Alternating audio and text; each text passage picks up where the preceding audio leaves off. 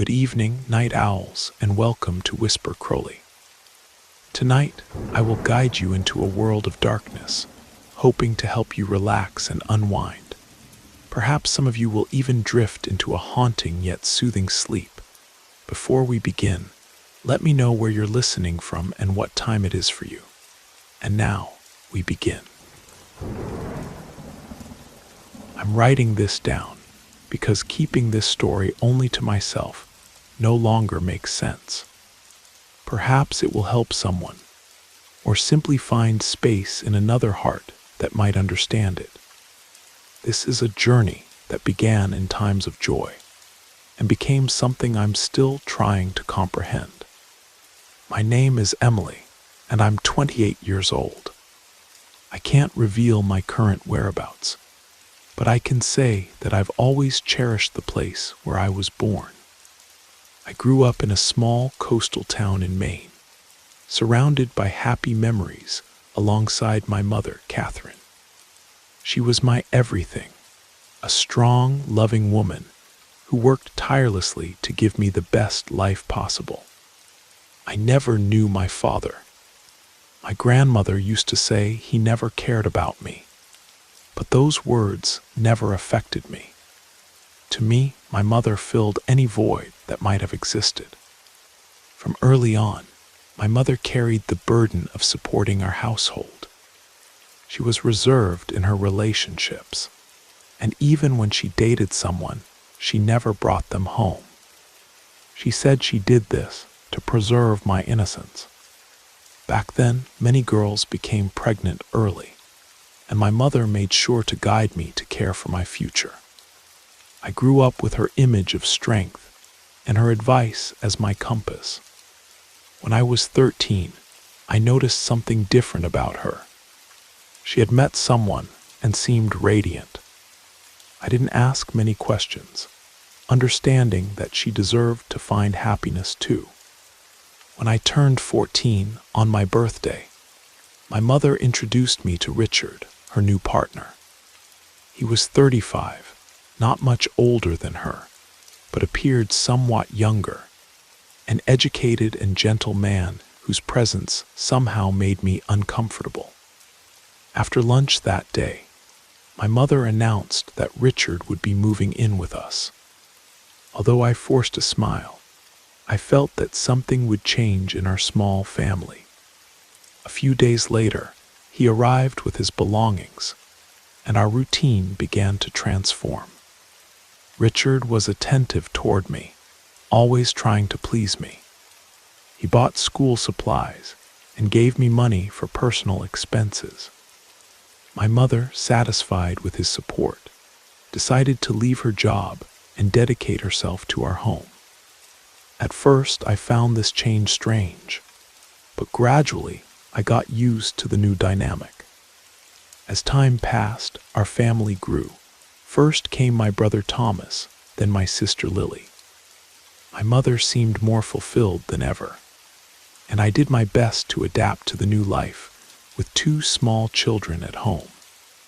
Richard remained kind to me, though sometimes his excessive attention bothered me. Despite this, I tried not to give it importance, since he seemed genuine in his efforts to build a family with us. When I turned 16, I noticed a change in Richard's behavior. He began to pay more attention to me, frequently commenting on my appearance, saying I was becoming more beautiful each day. At first, I saw these words as innocent compliments, but over time, they began to echo in my mind. I found myself remembering what he said and waiting for his comments without understanding why. I began to value the attention he gave me. Richard started offering to drive me to school, and initially this bothered me. However, I grew accustomed to his company. He asked questions about my interests, plans, and dreams, and I felt a mixture of suspicion and curiosity. As days passed, our conversations became increasingly personal and relaxed, and I no longer minded being by his side in the car. The discomfort gave way to a curiosity that made me want to know more about him. Part of me found it all strange, but I still enjoyed the attention he gave me. For the first time, I felt that someone saw me in a special way, as if I were important. One day, he gave me a smartphone as a gift, something that at the time was considered a great luxury in our town. I was delighted and grateful. From that moment on, I began receiving messages from him. At first, they were simple questions about how my day had been, but gradually, they became more personal. Comments like, "You're special, Emily," or "You grow more beautiful each day," began to affect me, brightening my days and making me anxiously await his words. Meanwhile, my mother was always busy taking care of Thomas and Lily. She trusted Richard without reservation and never seemed to notice that something was off. One afternoon, on the way back from school, he stopped at a park near our home. He said he wanted to talk, and as we walked, he handed me a silver pendant in the shape of a heart. "It's something special for you," he explained. That gift left me confused, but also flattered. I didn't know how to react, so I simply thanked him. Later in my room, I sat looking at the pendant with a whirlwind of emotions: joy, restlessness, and something I couldn't decipher. I had the feeling that the gift meant something beyond what it appeared to be, but I didn't know exactly what. In the days that followed, Richard was always on my mind.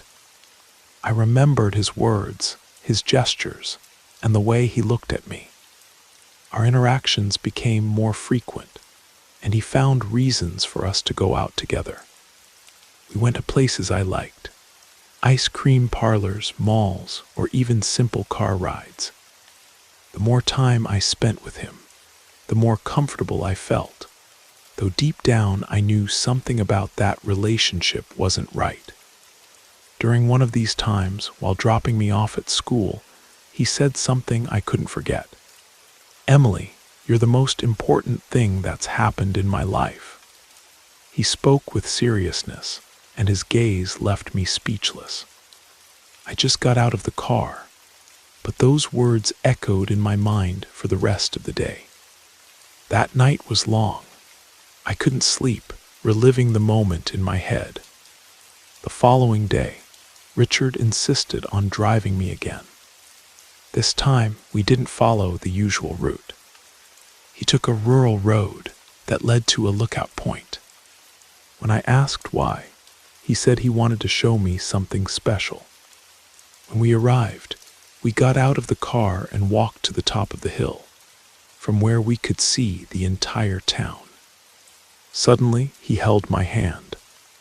That touch made me shiver, but I didn't pull away. "Can you understand how special you are?"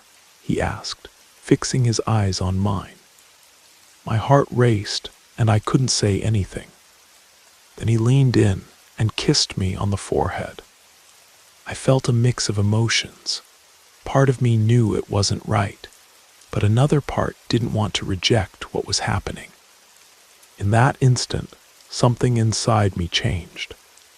For the first time, I allowed myself to think that perhaps there was something more between us. After that day, my routine gained new meaning.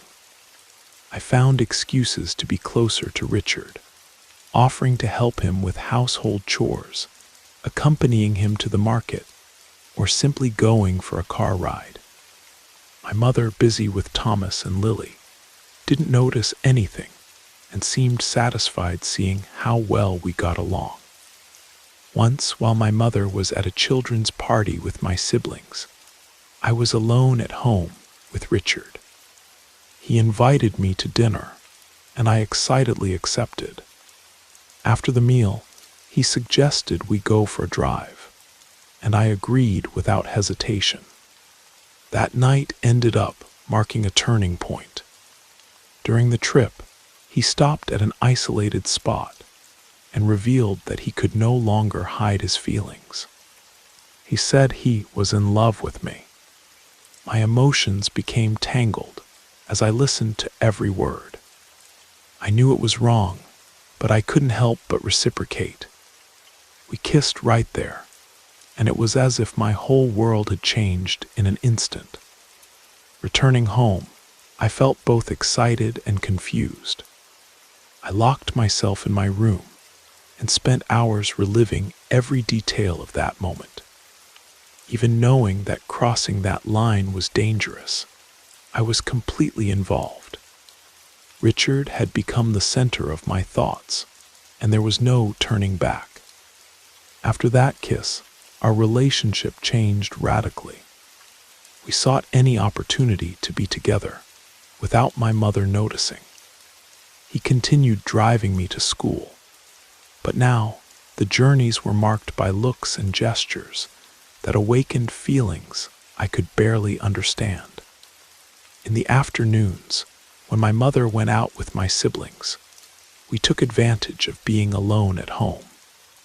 Everything seemed a constant risk, but I was so dominated by emotions that I couldn't see beyond what I felt for him.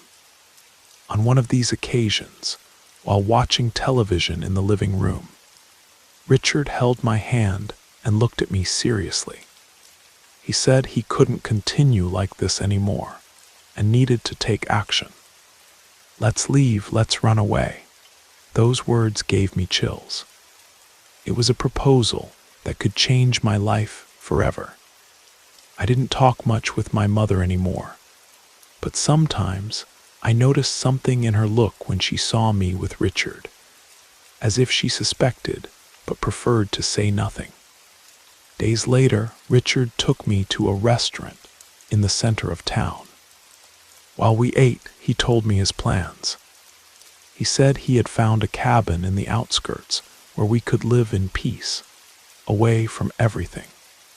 His voice sounded convincing, and even hesitating, I felt my heart leaning toward him. At the end of the dinner, he held my hand and promised he would do anything to make me happy. It was there that I accepted his proposal. We returned home with everything decided, but we had no idea what was coming. That same night, we found my mother waiting for us in the living room. Her face conveyed a mixture of concern and anger. She asked where we had been, and before I could answer, Richard held my hand and said we needed to talk. In that instant, something in her gaze changed, as if she understood everything. Her expression filled with pain and disbelief. My mother demanded explanations, but the words simply wouldn't come out. The silence that hung between us was enough to confirm her worst thoughts. Without saying anything more, she got up from the sofa and locked herself in her room. Shortly after, my grandmother appeared in the kitchen with her face full of fury. She didn't say much, but her few words made it clear that I had crossed a line I should never have crossed. That was the last night I spent in that house. Richard and I gathered our things and left. As we were leaving, I saw Thomas and Lily watching us through the window. Thomas, the youngest, opened the door and shouted, "Daddy, where are you going?" But Richard didn't answer. We got into the car and headed toward the cabin he had talked so much about. The road was dark, and although I tried to push away thoughts about everything I was leaving behind, I felt a tightness that seemed to grow with each mile. When we arrived, I felt a mix of relief and discomfort. I was away from the tension of the house, but an unsettling feeling began to invade me. That first night, I barely slept. When I did manage to doze off, I had a nightmare about my mother. She appeared in a way I had never seen before, barefoot, with disheveled hair, and an expression of hatred that seemed to pierce my soul. Her eyes stared at me as if she wanted to curse me. I woke up sweating, my heart racing. The following days were difficult. Richard did his best to cheer me up, but I couldn't stop thinking about my mother's face and the last words she said. "You will regret this." Things started to get strange at the cabin. At night, I heard footsteps around the windows. Once I found handprints on the glass, as if someone had been watching us from outside.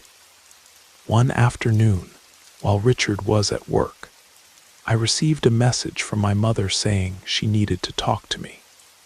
I hesitated for a moment, but ended up deciding to return to the house to meet her. When I arrived, my mother received me coldly. Her words were direct. "You have no family here anymore." I tried to explain that things hadn't turned out as I expected, but she wouldn't listen. As I tried to justify myself, I noticed a strange smell coming from my old room. I asked what it was, but she just ignored me. When I tried to enter the room, she stopped me. "You lost the right to be here. You betrayed the family." Those words hurt me deeply. I couldn't respond. As she continued talking, I began to feel something strange. My throat began to close, and an uncontrollable cough took over me. My mother stood still, just watching me, as if she were satisfied with my suffering. After a few minutes, she went to the kitchen and returned with a red plastic cup, saying, "Drink this. It will help." The liquid had a bitter taste, but the cough decreased. Despite having helped me, her gaze remained icy. Something about her had changed, and I knew our bond would never be the same. I left that house with a heavy weight in my chest. I felt that I had lost everything that mattered to me. On the way back to the cabin, my mind was fixed on my mother's hate-filled gaze and the coldness of her words. Richard tried to comfort me, but I knew something inside me had broken forever. I had crossed a definitive line, and the consequences of my choices now began to haunt me. Days at the cabin were repetitive, but carried a constant feeling of discomfort. Despite being far from my family, the nightmares about my mother didn't cease. Every night she appeared in my dreams with disheveled hair and an expression of contempt. Sometimes she murmured something inaudible, but the tone was always dark, almost threatening. I would wake up in the middle of the night sweating and with a racing heart, unable to shake the feeling that something was deeply wrong. One night while we were having dinner, a loud noise echoed in the kitchen. We thought it was just the wind, but when we checked, everything seemed to be in place. Still, there was something in the air, something we couldn't explain. Later, while we slept, a rock came through the living room window.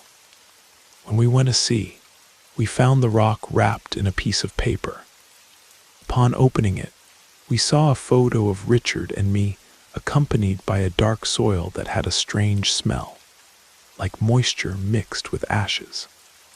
We were speechless, but I knew this wasn't just a simple coincidence.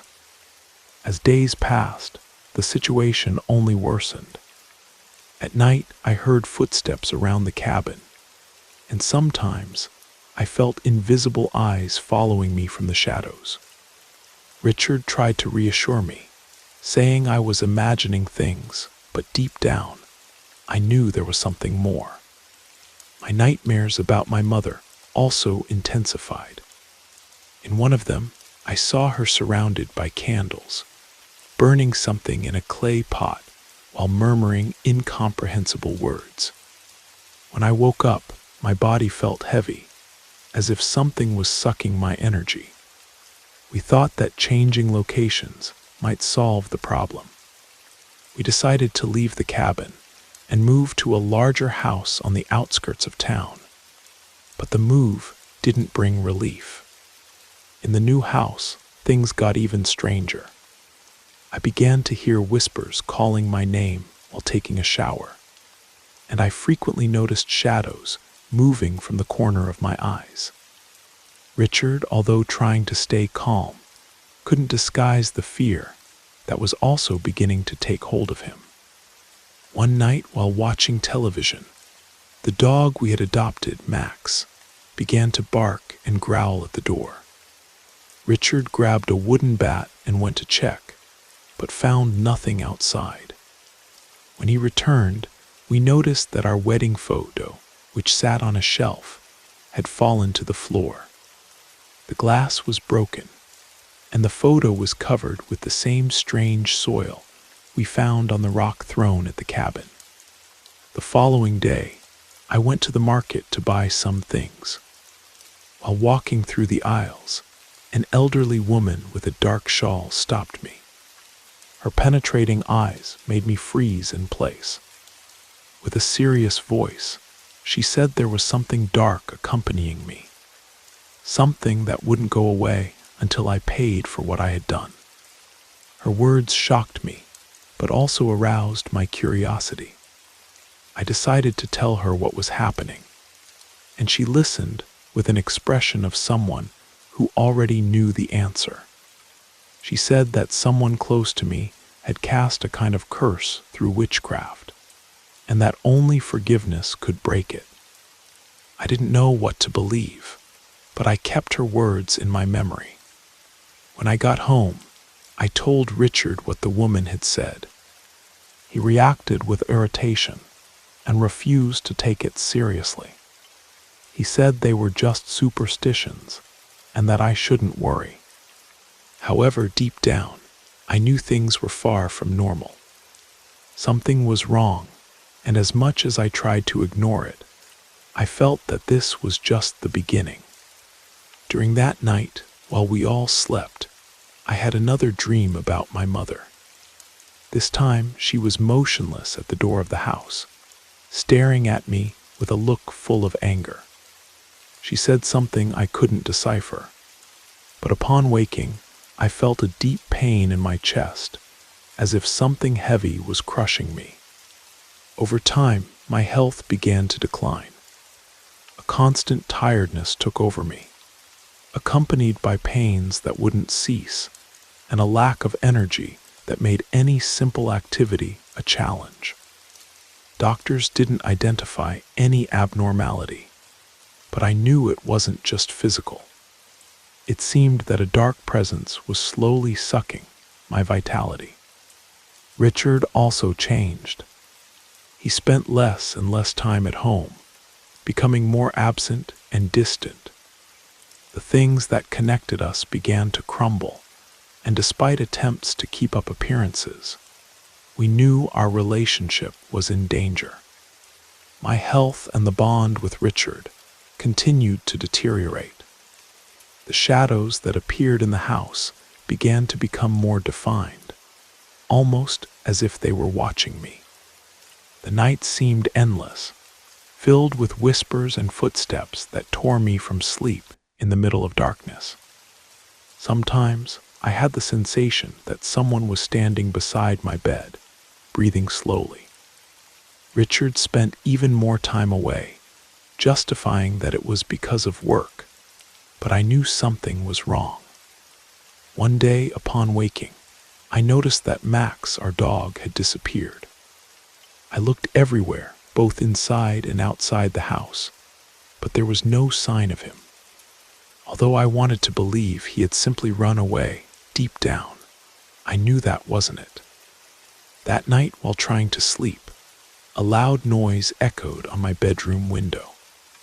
I went there cautiously, and upon opening the curtain, I found a small package wrapped in a dirty cloth. When I unwrapped it, I discovered soil and bones of a small animal. The fear I felt was paralyzing. I knew this wasn't a coincidence. In the following days, everything became even more obscure.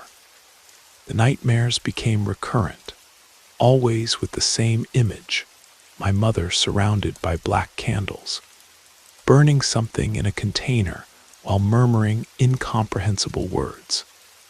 Her face was full of fury, and the eyes that once conveyed love to me seemed empty, as if the woman who raised me had disappeared. Upon waking, my body ached, and the feeling of suffocation was constant. I decided to return to the market, to look for the woman who had warned me about witchcraft. I walked through the aisles until I found her. When we saw each other, she looked at me with severity, and before I could say anything, she held my hands and declared, "What accompanies you won't go away easily. There is someone close consumed by hatred, and that energy will continue to pursue you until you confront what happened." Her words deeply shook me. I begged for help, but she said her intervention wouldn't be enough. Only repentance and forgiveness could break it. That night I mustered the courage and told everything to Richard. I talked about the dreams, the woman from the market, and my feeling that my mother was behind it all. At first he didn't believe me, but faced with my insistence and the intensity of my words, he began to worry. He promised we would seek someone to help us, but he never fulfilled that promise. Days dragged on, and the distance between Richard and me grew without pause. He spent less and less time at home, leaving me alone to face the fears and the weight of the choices we made. One night while I was alone, I heard firm knocks on the door. I thought it was Richard, but when I opened it, I only found emptiness. When I returned to the living room, I noticed that our photo, previously hung on the wall, was on the floor, broken into pieces. A cold shiver took over me, and I ran straight to the bedroom. There, huddled under the covers, I heard heavy footsteps in the hallway, slow as if someone was approaching my door. I squeezed my eyes shut, praying for it to end soon. The next morning, I found a trail of ashes that went from the entrance to my room. I had no idea how to deal with it, or who could help me. I decided to seek out my mother, even knowing how difficult it would be to face her. I returned to the house where I grew up, but everything seemed abandoned. My grandmother was no longer there, and my siblings barely bothered to appear. My mother received me with a hard look, laden with sorrow, but behind the anger, I could see the pain. I asked for forgiveness, but she didn't respond. She just stared at me with a mixture of sadness and resentment. As I tried to explain what was happening, I noticed an altar in a corner of the room. There were black candles and burnt remains inside a container. The smell was familiar, the same I had once sensed in my old room. I asked what it was, and she replied coldly, "What you deserve." I couldn't stay any longer. I left that house with a crushed chest, but also with a terrible certainty. My mother was plotting something against me. The strange occurrences worsened in the following days. I began to hear her voice inside my house, even knowing she was far away. In my dreams, she appeared frequently, and her words were now clear. "I warned you. You will regret it." It was then that Richard told me he couldn't continue like this anymore. He admitted that the events and the weight of everything we had experienced had become unbearable. He left, taking his things and leaving me alone. I felt completely helpless. The days that followed were the darkest I had ever lived. My house, once a place of shelter, transformed into a shadowy and suffocating environment. Every corner seemed to carry something that sucked my energy. The nightmares with my mother persisted, but became even more intense. Every night I saw her whispering while holding something in her hands. Sometimes it was a photo of me. At other times, a doll that resembled me. One night, I was awakened by a thunder that shook the house. I ran to the living room and found the mirror fallen, shattered on the floor. When I approached, I saw something frightening reflected in the shards. My mother's face, more distorted, with dark eyes and an expression that seemed to come from a nightmare. My body froze, and a sharp cold ran up my spine. It was at this moment that I understood that what I was facing went beyond my mother's curses. Something greater, something awakened by her hatred, was now pursuing me. That night I decided I couldn't continue living that way. Even knowing that my mother wouldn't forgive me, I needed to confront her once more, not to ask for mercy, but to understand what she had done and perhaps find a way to end it. I gathered what little courage I still had and returned to the house where it all began. Upon entering, I found her exactly where I expected, in front of the altar. This time, there was no doubt about what she was doing. There were more black candles, figures sculpted in wax with disturbing shapes, and in the center, a photo of me with burnt edges. I stood there motionless, while she murmured words I couldn't understand. When she looked up and saw me, her eyes carried a hatred I had never witnessed.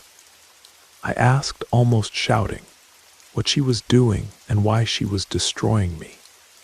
At first, she said nothing, but after a few seconds, she responded with an icy voice.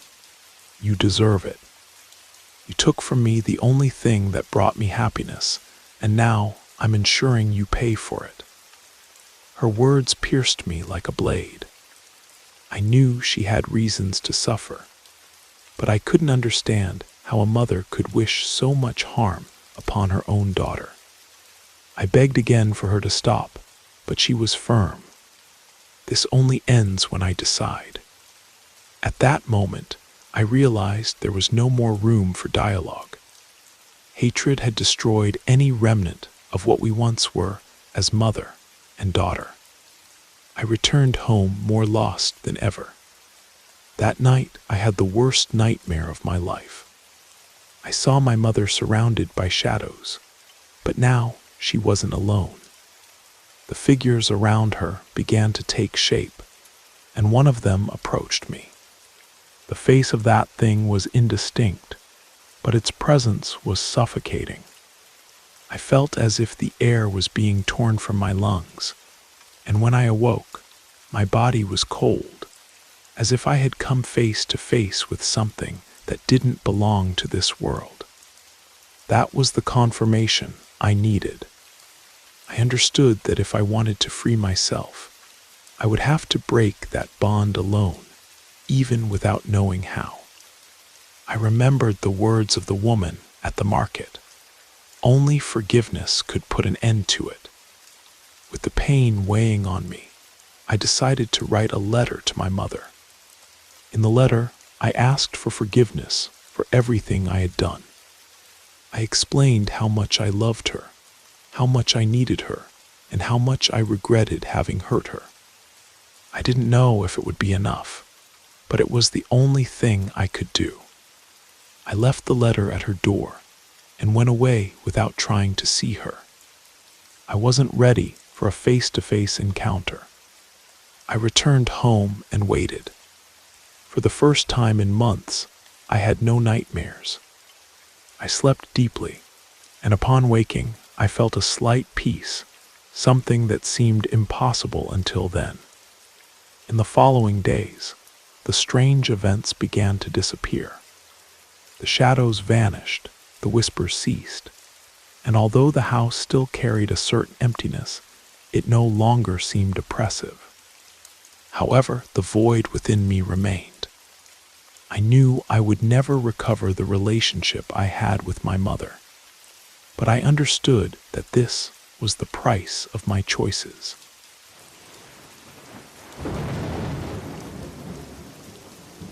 I hope you enjoyed the first story.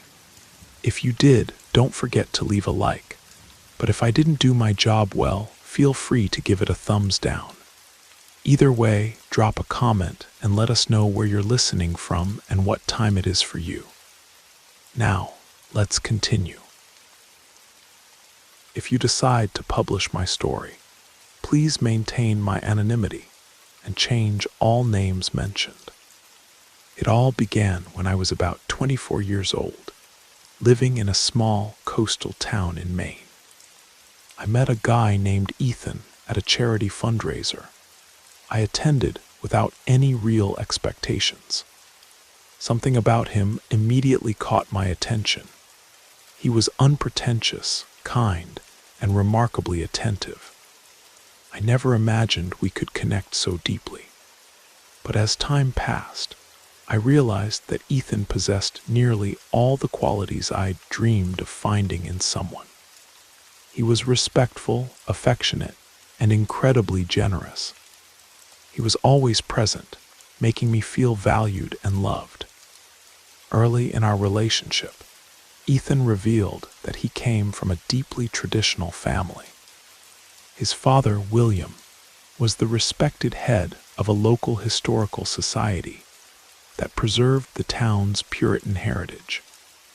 Meanwhile, I had always been drawn to alternative spirituality, particularly ancient folklore and herbal remedies passed down through generations. I knew this might make me seem unconventional to them, but I never thought these differences would become a serious issue, since I had no intention of interfering with Ethan's family traditions or beliefs. The difficulties emerged when I began spending more time at his family's historic waterfront home. It became clear that the family didn't view me favorably. My first conversation with William was uncomfortable. He seemed suspicious and asked questions clearly intended to find flaws in me. Out of respect, I maintained my composure and tried to participate in their conversations, but it was evident they analyzed my every word. I soon discovered that Ethan's family had someone else in mind for him, Rebecca, his former girlfriend. She was actively involved in the historical society, attended all their events, and had the approval of the entire family, especially William. This situation made me uneasy, but Ethan always assured me that everything would work itself out with time. I decided to try to stay calm and find my place in that environment. However, strange things began to happen. One day I visited the family and found Rebecca there. They told me she frequently visited, which initially didn't bother me. As time passed, though, I noticed she stayed over regularly and was treated almost like part of the family. Ethan's mother showed special affection for her, which only increased my feeling of exclusion. Ethan kept his distance from her, but seemed visibly uncomfortable with the situation. Despite his assurances that there was nothing between them anymore, I felt the weight of that dynamic. William's attitude didn't help, as he made it clear through his actions that he preferred Rebecca. Gradually, this began to affect my confidence.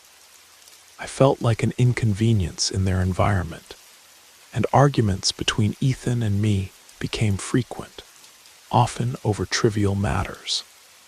The anxiety this caused was pulling us apart. Rebecca's constant presence in the house was something I simply couldn't ignore. Although Ethan insisted nothing was happening, the charged atmosphere and the family's glances told me otherwise. Our fights increased, and eventually I began to question whether our relationship had any future. In the end, Ethan decided to break up with me. A few days later, he appeared alongside Rebecca at family events, confirming they had rekindled their relationship. It was devastating. I was completely crushed. I tried to move forward with my life, but something inside me insisted that the story hadn't ended there. I spent months distancing myself from everything to preserve my mental health. I worked longer hours at the local lighthouse museum, went out with friends, and forced myself not to contact him. Still, I couldn't stop thinking about Ethan. During one of these moments of doubt, I decided to try something different. A friend had told me about an elderly woman who lived in the woods outside town, known for her connection to the old ways. Some called her a witch, others a healer, but everyone agreed she had unusual abilities.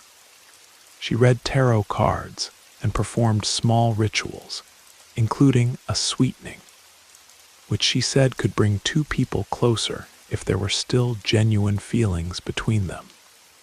She warned me that such work only functions if there's some true feeling on the other side. I believed in the strength of what Ethan and I had shared and decided to take the risk. After the ritual, Ethan began reaching out to me again, but in an unstable way. Some days he would appear full of longing, saying he'd been thinking about me. On others, he would disappear without explanation. This emotional roller coaster lasted for months, and I couldn't understand his behavior. One day, he asked me to accompany him while shopping for a boat. His father had always wanted him to take over the family's small fishing business. Our reunion was strange and tense. Ethan seemed lost, with a distant look and a restlessness I couldn't interpret. Something didn't seem right. Shortly afterward, I saw a photo of him on social media. He was with Rebecca, participating in a historical reenactment organized by his family. That deeply affected me. I wondered if he was just playing with my feelings. But deep down, something told me there was something more complex behind it all. Ethan had never been so involved with the historical society, or so close to his family, to the point of completely adhering to their activities. He had always followed his own path and seemed immune to his father's expectations. His current behavior made no sense. It was as if he had transformed into another person. That's when I decided to seek more specialized help. I told the woman who had performed the sweetening about what was happening and asked if she knew someone with experience in more intense situations. She directed me to an old man who lived on a small island off the coast, but warned me that he worked with powerful old magic, and that it was essential I be sure of what I wanted. Initially, I told him I wanted to separate Ethan from Rebecca once and for all. It was painful to imagine him trapped with her, and anger only fueled that idea. However, when I related the whole story to the elder, he became serious. He said it was unlikely that Ethan was with Rebecca by his own choice. According to him, it was possible there was a binding spell involving his ex, or even his family. The idea seemed absurd at first, but at the same time, it explained the abrupt changes I had noticed in Ethan's behavior. My intuition had already suspected something like this. The elder performed his readings and confirmed that Ethan had consumed something that kept him bound. According to him, this substance not only created this connection, but in larger doses could harm his health. I was shocked by the idea that his ex and parents might resort to something so extreme to keep him involved in the Heritage Society and beside their ideal partner. With the elder's guidance, we began a long and meticulous work to undo the binding. He explained that the process would take weeks or even months because it wasn't just about breaking the connection, but also protecting Ethan from future attempts at control. All the work was done without Ethan knowing, as he never believed in these practices. I, on the other hand, followed all the elders' instructions carefully, maintaining absolute secrecy. During this period, my relationship with Ethan was marked by very strange situations. He would appear at my cottage suddenly with an expression full of anguish, asking to spend the night. Sometimes he would wake up frightened from nightmares, and on other occasions, he would simply disappear for several days, reappearing confused, unable to explain himself. Despite everything, I felt he needed help, and I committed to being there for him without leaving him to face it alone. One episode in particular is etched in my memory. One night, Ethan knocked on my door, pale and visibly disoriented, trembling. His gaze was lost, but he clung to me as if I were the only safe thing amid the chaos. He told me he had the sensation of being watched, and that during the early hours, he heard voices calling his name. I let him sleep on the sofa, but the night was tense. Ethan moved restlessly, as if trapped in disturbing dreams, while I could barely close my eyes. I prayed as I knew how, and followed each instruction the elder had given me, remembering he had warned me about possible manifestations of fear during the liberation process. I continued the rituals with dedication, lighting candles, preparing infusions, and repeating the specific prayers the elder had indicated. I never imagined finding myself involved in something like this, but the situation demanded it. Gradually, changes began to emerge. Ethan seemed less confused. One afternoon, he spoke with clarity and mentioned that he no longer wanted to participate in his family's historical society activities. He even questioned why he had become so involved in the first place. It was the first evidence that the elder's work was having an effect. I maintained constant contact with the elder during this period. He was honest in telling me that even after Ethan's liberation, there was no guarantee we would get back together, as his free will was fundamental. I responded that what mattered most was that Ethan would no longer be controlled by something harmful, though deep down, I wished he would want to reconcile. I accepted that the final decision would be his. To my surprise, Ethan reacted quickly. One foggy morning, he appeared at my cottage with a completely different countenance. He embraced me and asked forgiveness for everything he had put me through. His voice sounded like before, firm and lucid. He confessed that he still had deep feelings for me, and that the last few months had left him profoundly confused. From then on, Ethan began visiting my house more regularly. Despite this, I noticed he avoided reconnecting with his family.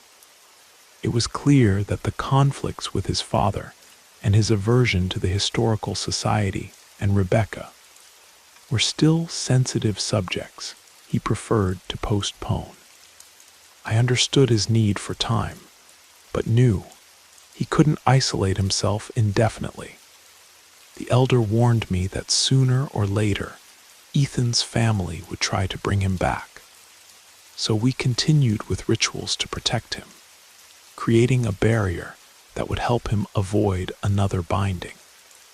Even without fully understanding how these processes worked, I followed each step indicated, determined to keep him safe. A short time later, we decided to formalize our relationship.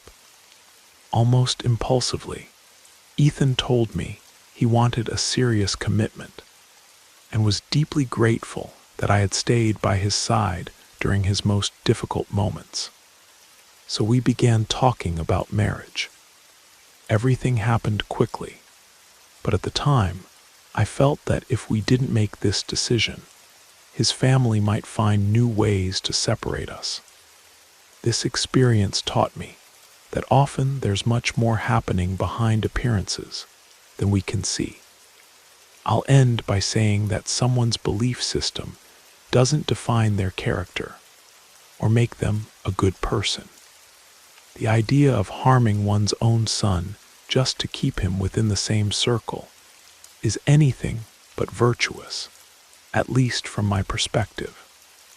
In the years since, Ethan and I moved to the Pacific Northwest, far from his family's influence. Sometimes I still light protective candles. Old habits die hard.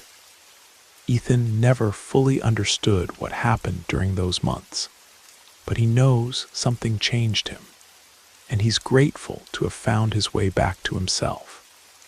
And to me,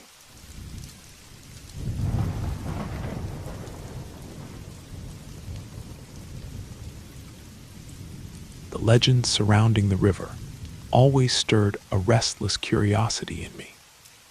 I loved listening to my grandfather tell stories as he relaxed in his old rocking chair on our porch, overlooking the valley. His narratives weren't just fascinating, they carried a tone of warning, as if each tale concealed precious lessons about the mistakes of the past. Among his many stories, there was one that sent chills down my spine. The tale of the mysterious hidden river, a subject few in the community of Blackwater dared to mention. Whenever he touched on this topic, my grandfather always began with the same words, heavy with mystery. There are things, my child, that are better left untouched. Some places should remain forgotten. The account that followed was a narrative woven with greed, fear, and the omen of a dark fate. Everything had happened in the 1980s, when our town was smaller, and life depended almost exclusively on the timber industry. With the decline of logging operations, scarcity began to weigh heavily on families. It was against this backdrop that Harrison appeared, a man known for his stories of adventures and maps of supposed treasures. Harrison showed up with a weathered journal that, according to him, led to a river deep in the mountains where deserters from the Civil War had hidden gold bullion. He claimed the location had never been explored, and that the treasure still awaited anyone with the courage to claim it. This is our chance to leave poverty behind. Some men would say at the local bar between sips of bourbon, we just need the determination to seek what's rightfully ours. My grandfather, along with Thomas, Marcus, and Ethan, decided to join the expedition. Each had his reasons: feeding their children, paying off debts, or escaping the monotony that suffocated the town. But not everyone was convinced by the idea. "What about the curse?" asked an elderly woman at the general store while slowly counting her coins. Harrison merely laughed, but the comment hung in the air, heavy and foreboding. The so-called curse dated back to a Native American medicine woman who had long protected the river and helped the deserters hide their gold. They said she had given her life to guard the secret, being executed by the riverbank by Union soldiers. Before dying, she had cast a vow: no one could touch that gold without suffering grave consequences. Harrison scoffed. Those are just stories to frighten fools. If we want something, we need to go after it. We won't let superstitions hold us back. Even so, my grandfather confessed that he felt a chill run down his spine when he heard this story. But hunger and the promise of a better life spoke louder than fear. The following morning, the group departed, carrying digging tools, provisions, and a courage that seemed to overcome danger. My grandfather described the trail as a journey that became more arduous with each step. The forest was dense, the air thick and sticky. When they finally reached the location indicated in the journal, they spotted the river hidden among gigantic trees and moss-covered rocks. The water was as pure as crystal, but there was something unsettling about the environment. My grandfather commented that everything there seemed enveloped in an unnatural silence, as if even the birds had decided to keep their distance. It was beautiful and intimidating at the same time, he told me. It seemed like a place that didn't belong to this world. The men began to explore the points indicated in the journal, digging near the rocks and searching the riverbanks. Instead of gold, they discovered ancient fragments, pieces of pottery, tools corroded by time, and a metal cross already oxidized. Despite the frustration, Harrison maintained his confidence, claiming they were close to finding the treasure. That night, camped beside the river, something inexplicable shook the group. Marcus, the most superstitious among them, woke up amid desperate screams. "I saw a woman on the other side of the river, standing there, watching us in silence," he said with a trembling voice.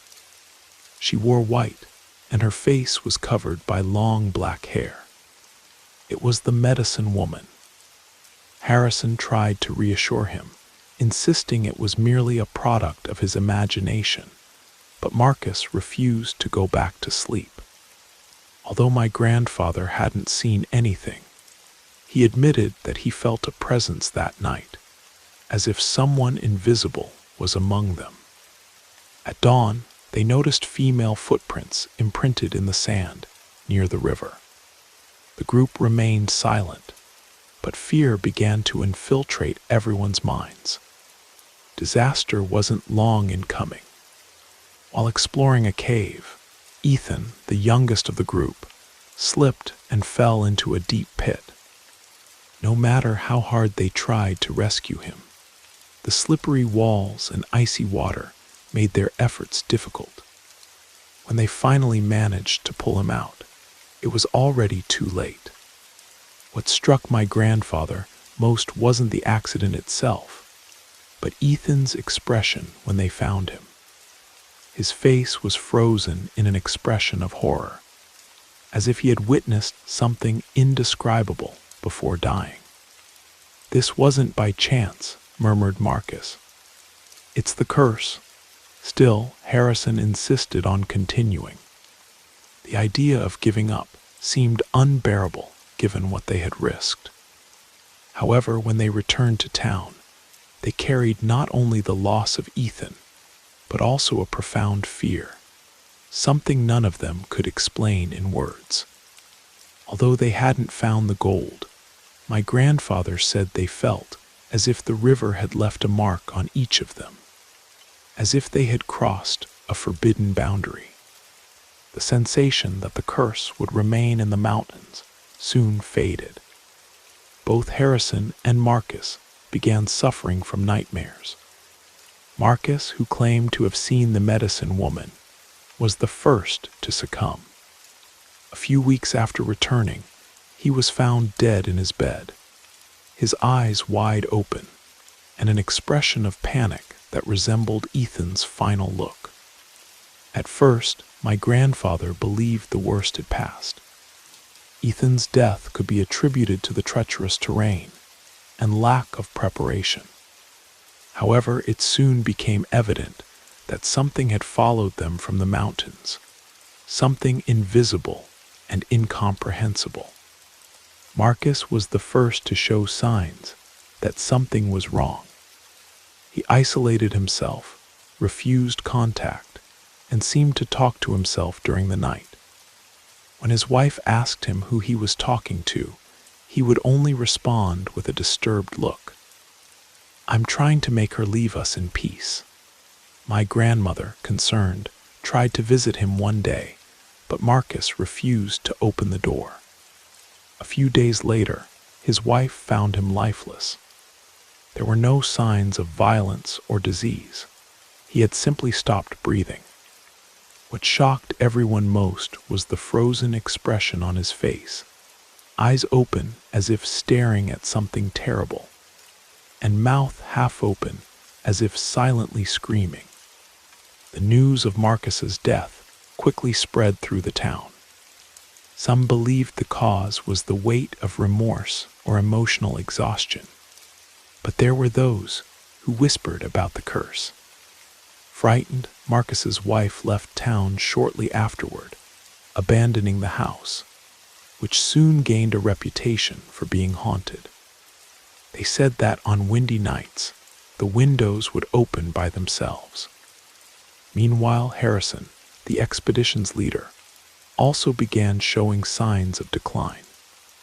But unlike Marcus, who had isolated himself, Harrison dove even deeper into his obsession with the gold. Despite the tragedies, he remained convinced that the treasure was still hidden, waiting for someone brave enough to find it. The river isn't to blame, he stated to my grandfather during a conversation at the bar. It's us who are being destroyed by fear. But I'm not afraid. I'm going back to get that gold. My grandfather tried to convince him to abandon the idea, to leave the river and the curse behind, but Harrison wouldn't yield. He attempted to organize a new expedition, but couldn't find anyone willing to accompany him. The curse's reputation had spread, and no one wanted to risk their own life. One night, Harrison claimed to have seen something that left him unsettled. According to him, while walking around his house, he noticed a woman standing across the street, illuminated by the light of a street lamp. She wore white, and her face was hidden by shadows, but he felt he was being watched. "I'm not crazy," he assured my grandfather the next day. "She's following me, but she won't stop me." While Harrison insisted on ignoring what was happening around him, the rest of the town began experiencing inexplicable misfortunes. The already struggling businesses started to fail suddenly. Animals fell ill and died for no apparent reason, and wells began to dry up. The residents started attributing the problems to the curse brought from the river. "It's their fault," some accused, pointing at my grandfather's house and Harrison's. "Their greed brought this upon us." My grandfather always said this was the hardest part to bear, the suspicious looks from neighbors who perhaps weren't completely wrong. The situation reached its breaking point with Harrison's death. He was found in his house by his sister after several days without any news. The scene was disturbing. He was sitting at his desk, with his head resting on a map of the river. Candles were still burning around him, and an almost empty bottle of bourbon rested beside him. Like Marcus, Harrison had his face frozen in an expression of pure terror, as if he had glimpsed something horrifying before dying. However, there was something different this time. On the map, they noticed watermarks, as if some river water had been spilled over the paper. My grandfather always said this was inexplicable, since no one had entered the house, since Harrison had locked himself inside. Harrison's death sealed the fate of that story in our town.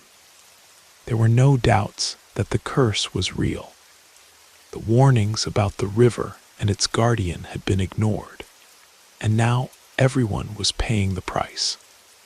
After that, my grandfather never mentioned the river again. Despite continuing to live in the town, he avoided any conversation about what had happened. For him, The best thing was to keep the memory of the tragedy alive, as a warning, so that no one would dare repeat the same mistake. "As I've told you, my child," he would say to me, "some things should remain buried, whether in the soil or in memories." Despite this, I always had the feeling that there was something more to what he had told me, a part of the story he never fully revealed. My grandfather passed away more than 15 years ago, but this story remains alive in my memory. And on moonless nights, when the wind whispers through the valley, I sometimes think I hear it, the distant sound of water flowing over stones, calling me to discover what my grandfather never dared to reveal. They say the river still exists, hidden deep in the mountains. Sometimes on those same moonless nights, I wonder if it's waiting for someone, perhaps for me, to finally uncover its secrets. But then I remember my grandfather's words, and I choose to let sleeping legends lie. Yet I can't deny that the call grows stronger with each passing year, and I've begun to have dreams of crystal clear waters, and a woman in white watching from across the shore, her long hair obscuring her face as she beckons me closer.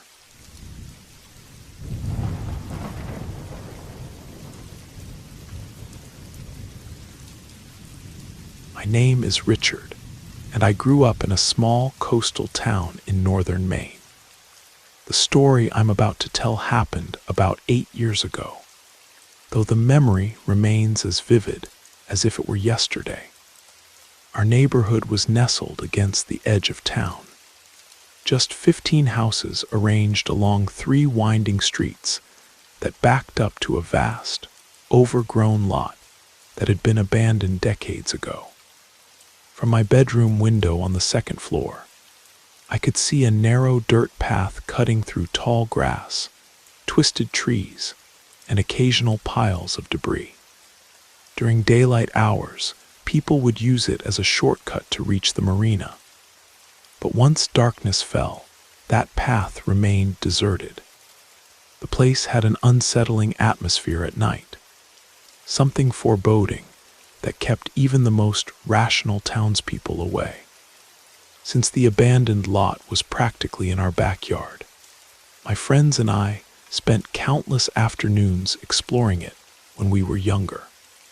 We'd search for lost treasures, collect unusual rocks, or try to catch the colorful salamanders that lived beneath rotting logs. However, there were sections where the vegetation grew so dense, and the shadows so deep, that even our youthful curiosity couldn't overcome our instinctive fear of what might be lurking there. I shared my room with my younger brother, Sam. Our father worked on commercial fishing boats and was often away for weeks at a time, while our mother managed the local diner with shifts that sometimes stretched from dawn until well after dinner. With minimal adult supervision after school, we'd spend our afternoons playing street hockey or wandering the neighborhood with a stray border collie that had appeared in town about a year earlier.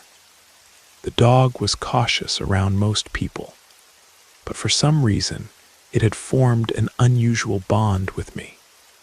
Those intelligent eyes would follow me everywhere, and the dog seemed to understand my words before I even spoke them. One particularly cold October afternoon, while searching for something to feed my canine companion, I noticed the border collie trotting purposefully toward the abandoned lot. There was something deliberate about its movements that sparked my curiosity. Despite Sam's warnings about the approaching dusk, I decided to follow the dog to see what had caught its attention. I remember telling Sam it would only take a few minutes, that there was nothing to worry about. As I entered the lot, I discovered that someone had cleared a narrow pathway through the underbrush. Broken branches and trampled weeds formed what looked like an intentional trail. The border collie led the way, nose to the ground, investigating every scent with intense focus. I followed closely behind, ducking under low-hanging branches and pushing aside thorny bushes. The deeper we went, the more the temperature seemed to drop. Then I caught a peculiar scent, something like burning wax mixed with copper and sea salt. As I rounded a particularly dense thicket, I froze at what lay before me. In a small clearing, someone had constructed what appeared to be an altar. Old wooden crates formed the base, surrounded by precisely arranged sea stones and fragments of what looked like fishing nets. Atop this makeshift shrine stood a weathered figurine of Baron Samedi, the Haitian Loa of death and resurrection, adorned with recently burned candles, some still soft with melted wax. Around the figure were scattered feathers, dried flowers, and scraps of paper with writing in a language I couldn't decipher. Some appeared to have been burned in a ritual manner, their edges blackened and curled. The discovery left me profoundly unsettled. This hidden shrine, so carefully constructed and maintained, suggested that someone was regularly visiting this isolated spot to perform rituals I couldn't begin to comprehend. I backed away slowly, suddenly aware of how far I'd ventured from familiar territory and how rapidly the daylight was fading. 3 nights later, around 11:30, Mom and I were returning from the pharmacy where we'd gone to pick up medication for Sam, who had come down with a fever. The border collie, as usual, trotted ahead of us, occasionally looking back as if to ensure we were still following. As we passed the entrance to the abandoned lot, something caught our attention. Just beyond the first line of trees, near a rusted chain-link fence, stood a figure that defied explanation. It had a humanoid shape, but there was something fundamentally wrong about its proportions. Its silhouette seemed to ripple and shift, as if the boundaries of its form weren't fixed. The figure appeared to be composed of a swirling, smoky substance that somehow maintained cohesion despite being in constant motion. Even more disturbing was the faint bluish glow that seemed to emanate from within it. I looked at my mother and saw the blood drain from her face. The border collie suddenly went rigid, hackles raised, and then charged toward the apparition, barking furiously. As the dog approached, the figure didn't flee or hide. It simply dissolved, dissipating like smoke in a strong wind. One moment it was there, substantial and undeniable, and the next it had vanished completely.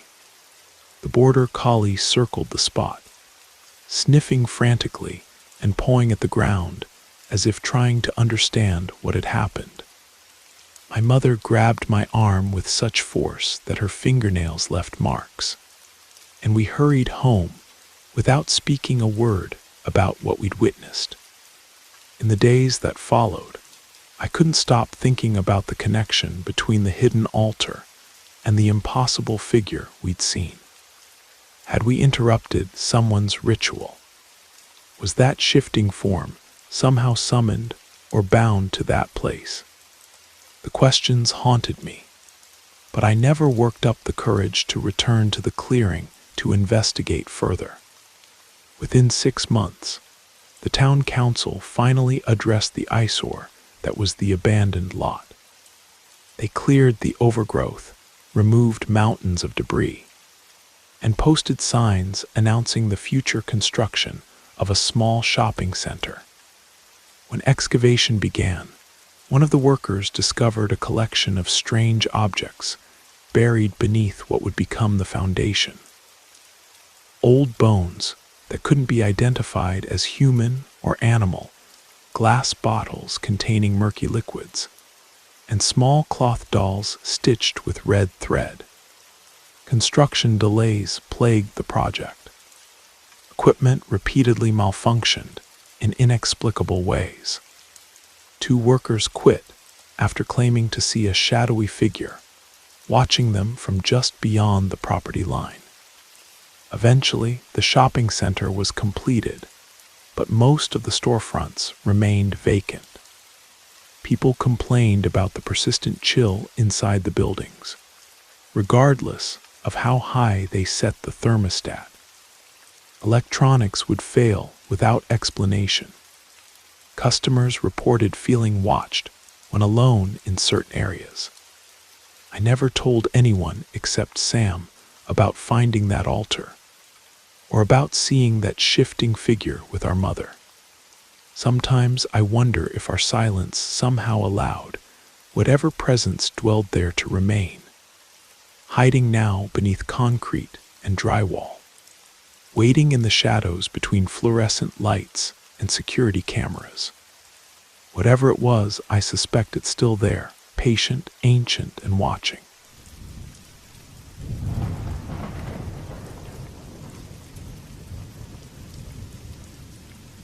I prefer to keep my identity secret, so you can call me Emma. I'm from Vermont, and this is my story. It all happened when I was 13 years old. Back then, I was just a girl full of innocence. The situation at home wasn't simple. My parents had separated not long ago, and my father almost never showed his face. Sometimes years would pass without him appearing, and when he did come, he'd stay for just a couple of days, acting as if everything was normal. My mother avoided talking about him, but it was clear that his absence hurt her deeply. For me, it was difficult to accept that reality, but I preferred not to question it. I chose to focus on my studies and help my mother with whatever was possible, trying to overcome those complicated days. One winter day, my father arrived unexpectedly. He appeared smiling, but that smile didn't seem natural. He tried to be friendly, but our relationship was already too worn down. He brought a present inside a crumpled paper bag. As soon as I saw it, I imagined he was trying to compensate for something with that gesture. When I opened it, I found a cloth doll in the shape of a raven, black as midnight, with tiny glass eyes that seemed to follow your movements. The raven reminded me of the ones that used to gather in the old oak tree behind my grandmother's house. I didn't find the doll attractive, but I thanked him and promised I would put it in my room. That same evening, he left, and I didn't see him again for many years. Initially, I placed the doll on a shelf near my school notebooks. I didn't pay much attention to it until my mother started saying she felt something strange coming from that toy. She said there was something uncomfortable about it, as if it carried an unsettling presence. I thought it was just her imagination, a reflection of the tension we were living through. To make her feel more at ease, I said I would store the doll in a drawer out of her sight. The weeks passed, and things difficult to explain began to happen. One night after a long day at swim practice, I arrived home exhausted. We ate something simple and went to bed. My mother and I shared the same bedroom. She slept in a bed next to mine because our house was small. As soon as I turned off the light, I felt the environment grow heavier, as if something invisible was there. A few hours later, while sleeping, I was awakened by a soft noise and by my mother's movement. She seemed frightened. I tried to ignore it, but she touched me on the shoulder, clearly worried. When I managed to open my eyes, I saw that she was pointing to the floor beside the bed, without saying a word. The raven doll was there on the floor, although I was certain that it was stored in the drawer. It made no sense. My mother, visibly uncomfortable, carefully picked up the doll and placed it on a chair on the other side of the room. I went back to sleep, restless, trying to understand how it had gotten out from where it should have been. The next day, I decided to investigate. I searched through the drawer to check if I had left it poorly closed, which could have made the doll fall out, but everything was in order and the drawer was securely locked. I tried not to think about it anymore. A few nights later, around midnight, I woke up to a sound coming from the window across from my bed. It was a rhythmic noise, like light tappings, as if someone was calling. Carefully, frightened, I pulled the covers up, trying to convince myself that it was just the wind or a branch brushing against the window. I tried to force myself to sleep, but my mother suddenly turned on the light. We exchanged a look, and it was clear that she had also heard the noises. I got out of bed, went to the window, and pulled back the curtain to try to understand what was happening outside. I only saw the backyard immersed in darkness, but for an instant, I thought I noticed something moving. I stood motionless, not knowing what to think. I turned off the light to try to see better. As soon as my eyes adjusted, there was nothing more to see. I decided to lie down again, but the tranquility had already gone. In the days that followed, that feeling of discomfort in my room became even more intense. I felt unprotected in that space. The raven doll remained stored away, but to my astonishment, it sometimes appeared in different places from where I knew I had left it. I decided not to say anything to my mother. I didn't want to increase her worries. Even so, the anxiety grew, and the idea of getting rid of the doll crossed my mind. I thought about burning it or throwing it away, but an inexplicable fear paralyzed me. It was as if confronting the doll meant confronting something even greater.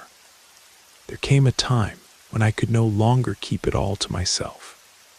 I told everything to my mother.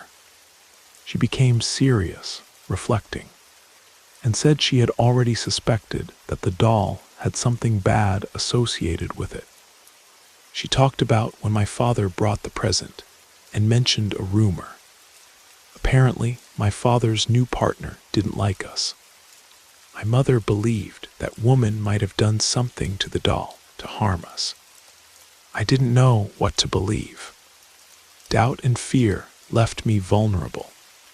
How could something so simple be capable of causing so much disturbance? That night at exactly midnight, we heard even louder knocks on the window. It was as if someone was really trying to get our attention.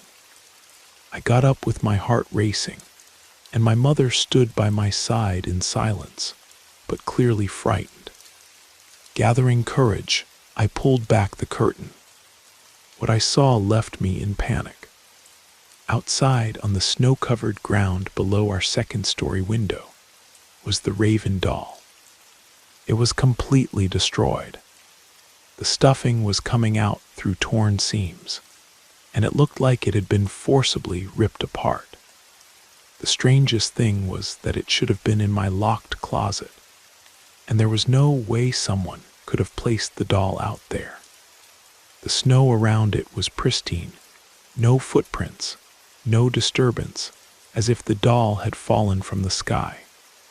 Tired and not knowing what else to do, my mother carefully picked up the doll, placed it in a plastic bag, and wrapped it several times to tie it securely. Then she put it inside a cardboard box that was in the kitchen. We spent the rest of the night sitting in the living room with all the lights on, away from the windows. We couldn't sleep.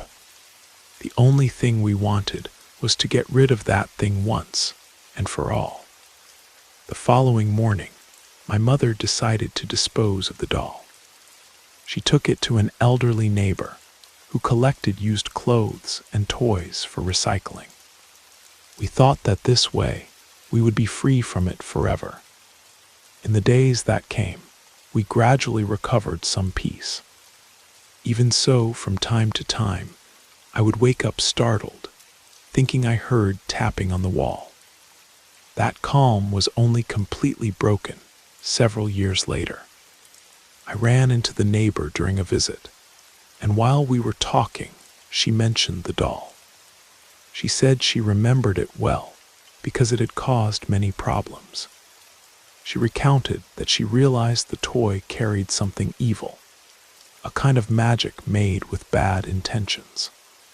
She commented that after receiving it, strange events began to happen in her house, until one day the doll simply disappeared. But what she told me next chilled my blood. She mentioned finding small black feathers throughout her house in the weeks following the doll's disappearance. And one morning, she discovered dozens of ravens perched on her roof, their eyes all seeming to stare into her kitchen window.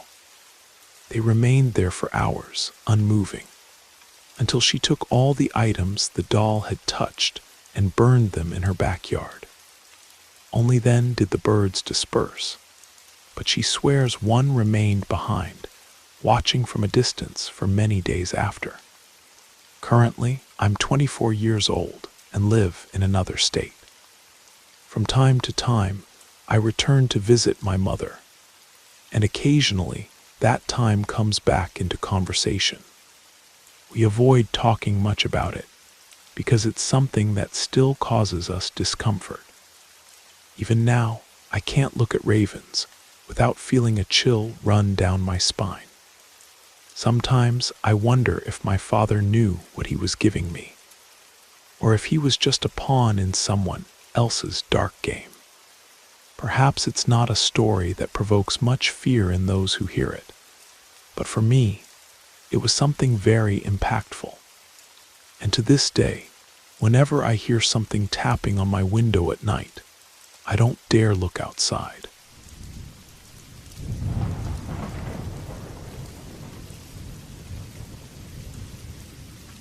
On the frigid morning of January 14th, a small sedan was discovered completely burned near an isolated stretch of Route 9 in upstate New York. The license plates indicated it belonged to Eliza Morgan, a 28-year-old woman who had been reported missing 3 days earlier.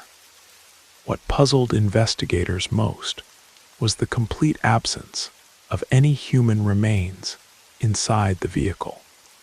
With no signs of a body, authorities began to question whether they were looking at an accident, a staged disappearance, or something far more sinister.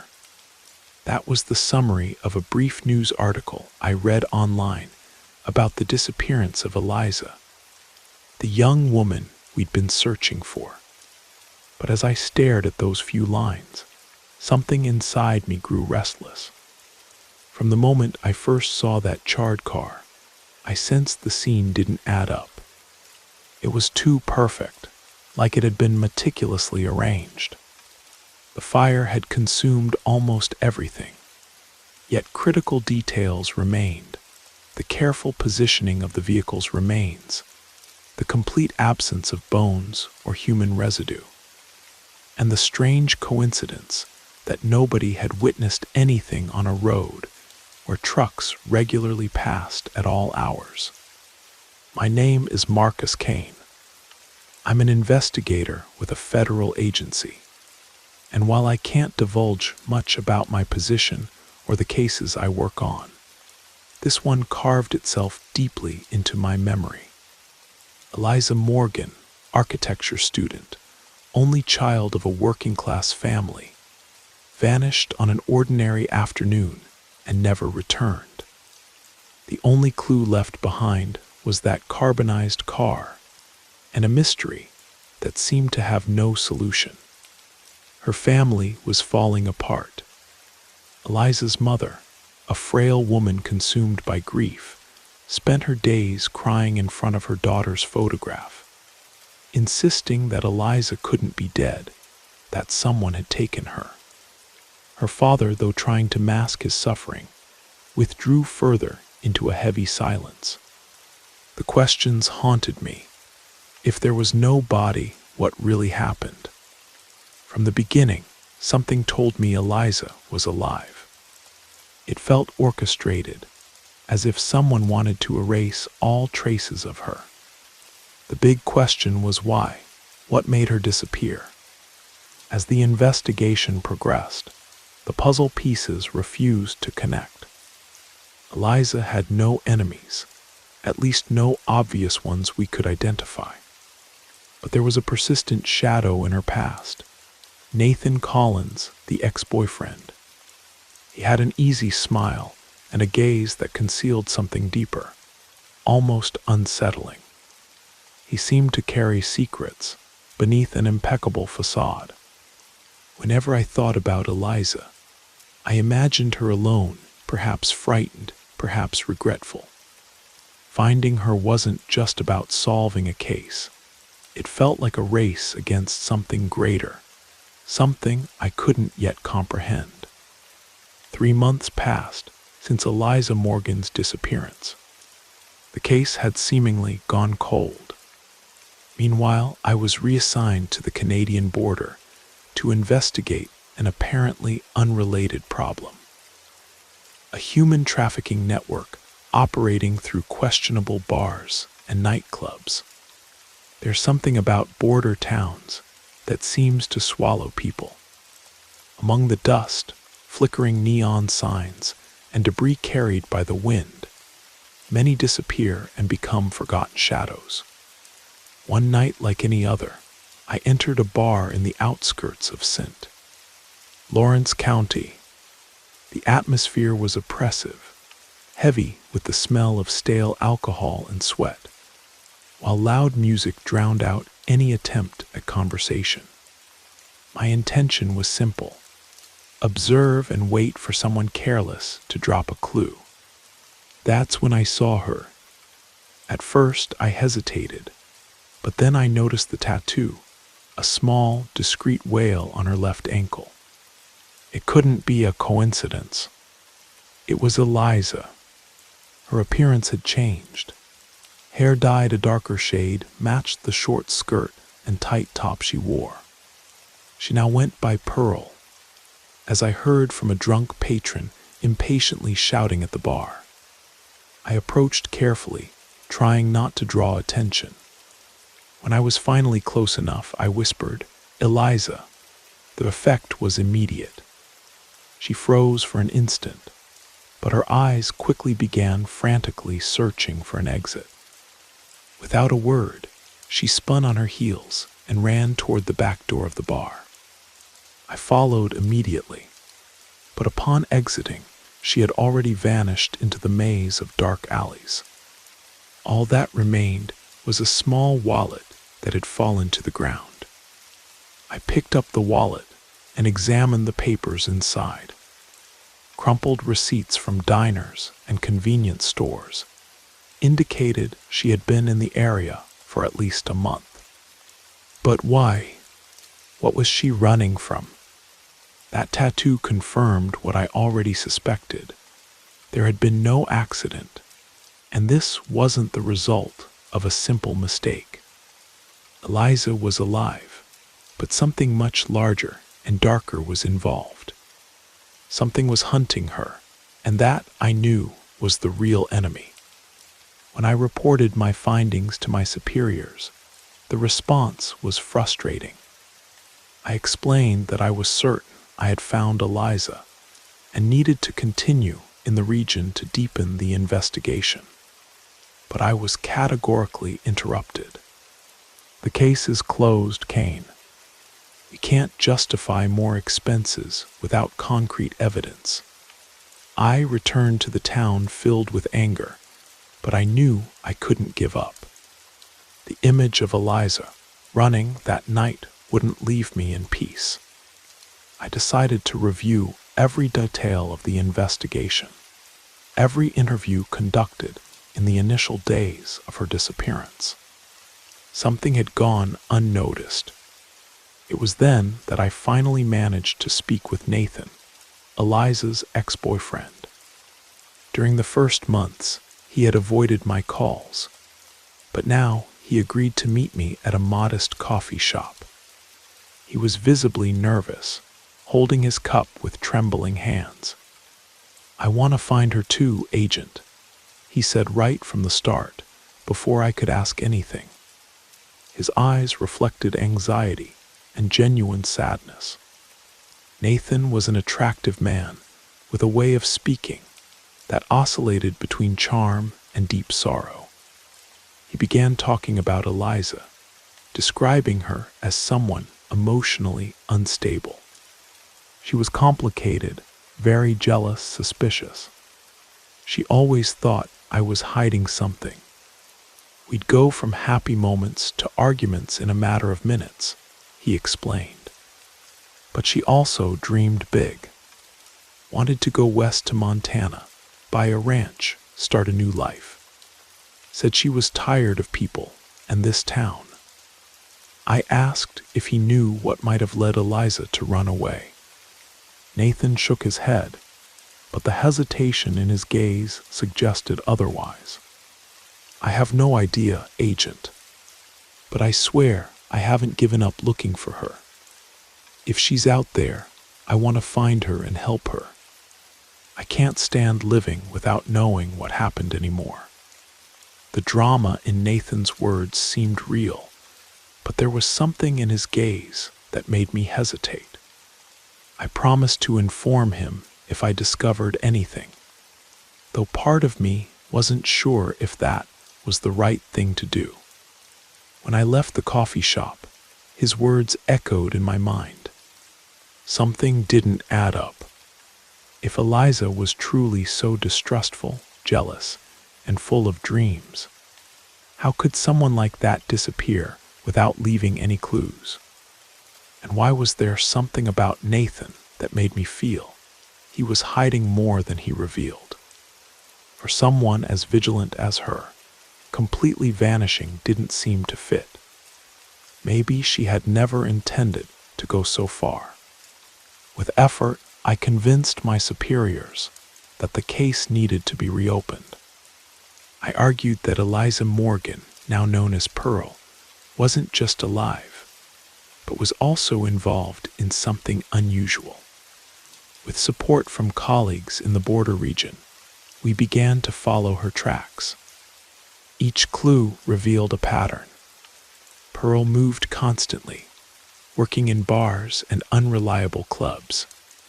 In each location, she stayed for only a few days, earned some money, and disappeared before attracting too much attention. However, something disturbing always emerged. The owners of these establishments spoke of her with a mixture of fascination and unease. One of them, a corpulent man with a scar marking his face, fell silent for a moment upon hearing Pearl's name. "That woman isn't normal, Agent. I don't know what she has, but there's something wrong with her." "What exactly do you mean by that?" I asked, maintaining a neutral tone. There are always those guys who think they can do whatever they want, you know. But with her, nobody dares try anything. It's not because she's strong or knows how to defend herself. It's like something prevents them. I tried to understand better, but he lowered his voice and leaned forward, visibly distrustful. "I don't want to sound crazy, but that woman messes with things that aren't of this world. Black magic, you understand. I've seen a lot in my life, but what she does isn't normal." These words put me on alert. It wasn't the first time someone had insinuated that Pearl seemed protected by something unusual. The strangest thing was how everyone spoke of her, with a respect bordering on superstition. A waitress from the same bar confirmed something similar. According to her, Pearl seemed to be surrounded by an invisible barrier. There are always fights with the other girls, but never with her. Customers try to follow her, but it's like they can't get close. It's strange, gives you chills. As I reconstructed her steps, it became clear that Pearl wasn't just a woman on the run. There was something greater, something inexplicable in the trail she left behind. It was as if this mysterious force not only protected her, but also fueled her desire to hide. The question that haunted me was who or what was behind this, and what was the motive. Although I'm not the type to be easily impressed, something that night at the motel left me changed. It had been an exhausting day, both physically and mentally. I lay on the bed trying to calm my mind, but the comments from the people I'd met in the region continued to resonate. The stories about Pearl, this strange protection, and the aura of mystery around her left me restless.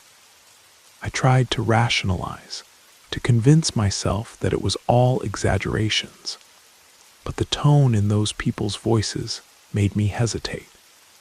Something there escaped the logic I knew. I was nearly asleep when I heard the sound of dripping coming from the bathroom. At first, I thought it was just a problem with the sink, common in cheap motels. But the sound changed, becoming rhythmic, as if someone was deliberately adjusting the faucet. Irritated, I got up to check. As soon as I entered the bathroom, the lights began to flicker, until suddenly they went out completely, plunging the space into absolute darkness. "Damn it," I muttered, groping for the switch without success. That's when I realized the air around me had become dense, heavy, to the point of making breathing difficult. A chill ran up my spine, and a deep, hoarse voice echoed from the shower stall. "Turn back the way you came. This does not belong to you. What you seek already has an owner and will not be shared." I felt my feet frozen to the floor, unable to move. The voice seemed to come from all corners at once, carrying an undeniable presence that surrounded me. Even without seeing anything, I could feel it approaching. Each invisible movement pressed against my chest, and suddenly, an overwhelming wave of pain, fear, and sadness invaded my mind. It was as if all the anguish of time had accumulated within me. Before I could react, a searing pain shot through my body, knocking me to the floor. When it all ended, I was curled up on the bathroom floor, trembling, soaked in cold sweat. The light returned, the room seemed exactly as before, but I knew it wasn't my imagination. That was real, and at that moment, I understood that Eliza, or Pearl, wasn't just running from something human. I left the motel almost running, with my heart racing and the oppressive sensation of that thing still lurking around me. It was as if its presence continued to surround me, an icy breath on the back of my neck. The place felt strange. Despite it not being that late, the streets seemed deserted, as if the entire town had evaporated. I walked quickly toward the central square, hoping to find people, or at least some movement, that would restore my sense of normalcy. But when I arrived, there were only empty benches and a still fountain. No vendors, couples, or even a single passerby. The worst wasn't the silence, but what I perceived in the shadows, dark forms that seemed to move at the edge of my vision. Every time I tried to approach, they disappeared as if they had never been there. My footsteps echoed louder than normal, and sometimes I could swear I heard other footsteps behind me. But when I turned around, there was no one. I grabbed my phone, desperate for human contact, The first name that came to mind was Nathan. Perhaps he knew more than he had said about Eliza. "Marcus," he answered with a cold voice, almost indifferent, as if he didn't want to talk to me. "Nathan, I need you to tell me the truth. It's serious. Was Eliza involved with black magic? Did she perform some kind of ritual?" There was a long silence on the other end of the line. His breathing became heavier, as if he was cornered. Finally, he responded, but his voice trembled. I don't know anything about that." He was lying. "Listen, Nathan, I'm putting my neck on the line to find her. If you want me to help, I need the truth. Was she involved in something dangerous? Did someone force her to run away?" "I already told you I don't know anything," he shouted, but his voice carried not just anger, there was fear there, a visceral fear. "If you really want to help, tell me where she is. I can take care of her." His tone suddenly changed from nervousness to desperation. Something in the way he spoke made my skin crawl. It wasn't genuine concern for Eliza. It seemed more like possession, as if he wanted to control her, not protect her. "Why would I tell you if you don't know anything? What good would finding her do?" I retorted. "Why? Because I love her, okay? I can't stand being without her anymore." I hung up before he could say more. That confirmed my suspicions. Nathan knew much more than he was letting on. And this love he claimed to feel for Eliza wasn't healthy. It was obsessive. It became clear that she wasn't just running from something supernatural, but from him as well. I stood in the middle of the square with the phone still in my hand, trying to process everything. The silence was so oppressive it seemed to have weight. Then I felt a movement behind me, or perhaps it was a whisper. I turned quickly, but there was nothing, just the shadows lurking in the corners, motionless yet watchful. My phone vibrated in my pocket, pulling me from my thoughts. A message from a private number. "You're in Porter's Creek, and so is she." The message was short, direct, but enough to make me shiver.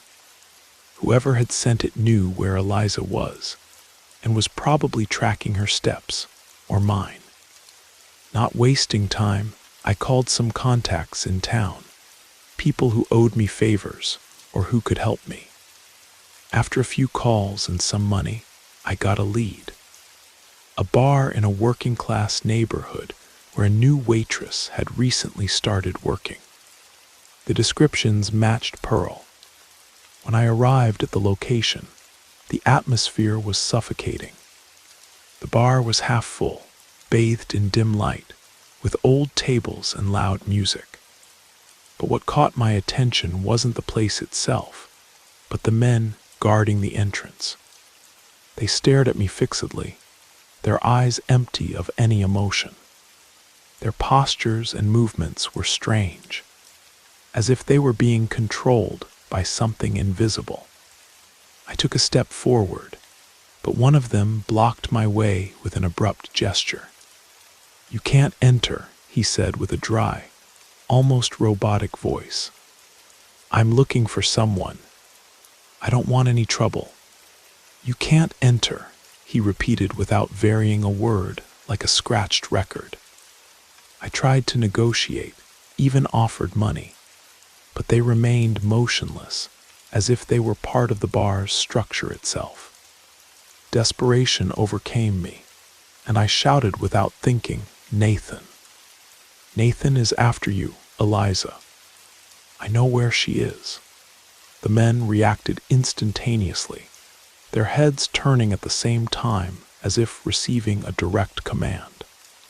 Then, from the back of the bar, I saw her. Eliza. She wore a black wig that fell over her shoulders and an uncomfortable-looking waitress uniform, but it was unmistakably her. Her eyes met mine. They were full of fear and exhaustion. For a moment, I thought she might run again. But instead, she yanked off the wig forcefully, revealing her brown hair tied up hastily, and began walking toward me with firm steps. When she reached the door, she grabbed my arm tightly, almost dragging me away. "We don't have time," she said with a hoarse voice, as if she hadn't spoken in days. "Come with me." Without looking back, we hurried away from the bar, leaving the men standing as if someone had switched off their mechanisms. Eliza guided me through narrow, poorly lit alleys, until we reached a dilapidated building at the edge of the neighborhood. We entered through a back door that creaked loudly, as if decades of rust were protesting. We climbed a noisy metal staircase that led to a small, somber room. As soon as she closed the door behind us, I noticed her hands were trembling, although she tried to maintain her composure. She sank into a chair near the room's only window, pulling the curtain just enough to peek at the street. "Don't look at me like that, Marcus," she murmured without making direct eye contact. "I know I seem crazy, but you'll understand." I remained standing, waiting, surprised that she knew my name. The tension in her voice was palpable, and something told me that what was coming wouldn't be easy to hear. Nathan isn't who you think he is," she began, nervously rubbing her hands as if trying to erase something from them. At first, everything seemed perfect. He was attentive, caring, the kind of person you want to trust. But as the relationship got serious, he revealed who he really was. She paused, as if the words were difficult to pronounce. He was jealous, no, he was obsessed. He followed me everywhere, went through my phone, wanted to know about everything and everyone, friends, coworkers, even my family. He threatened them, said if they tried to get close to me, he'd end them. The air seemed heavier with each phrase she uttered. But that wasn't even the worst part, she continued. The worst was when he started talking about his beliefs. Nathan had a strange, obsessive involvement with esoteric things. He believed the only way for us to stay together forever was through a pact, something he said would protect us from everything and unite us for eternity. "What kind of pact?"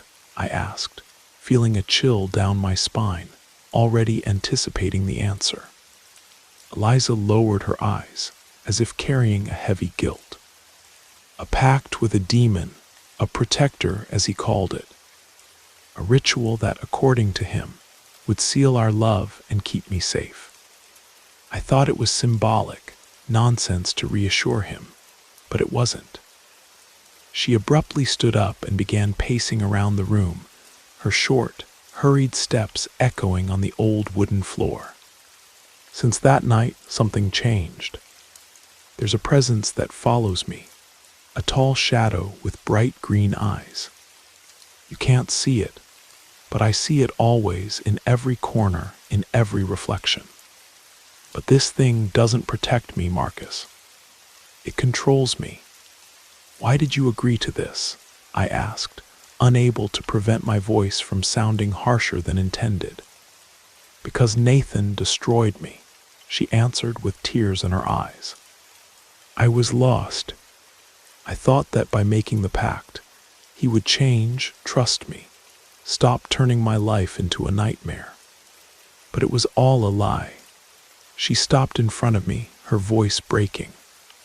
"The pact wasn't made to protect me, Marcus. It was made to offer me up.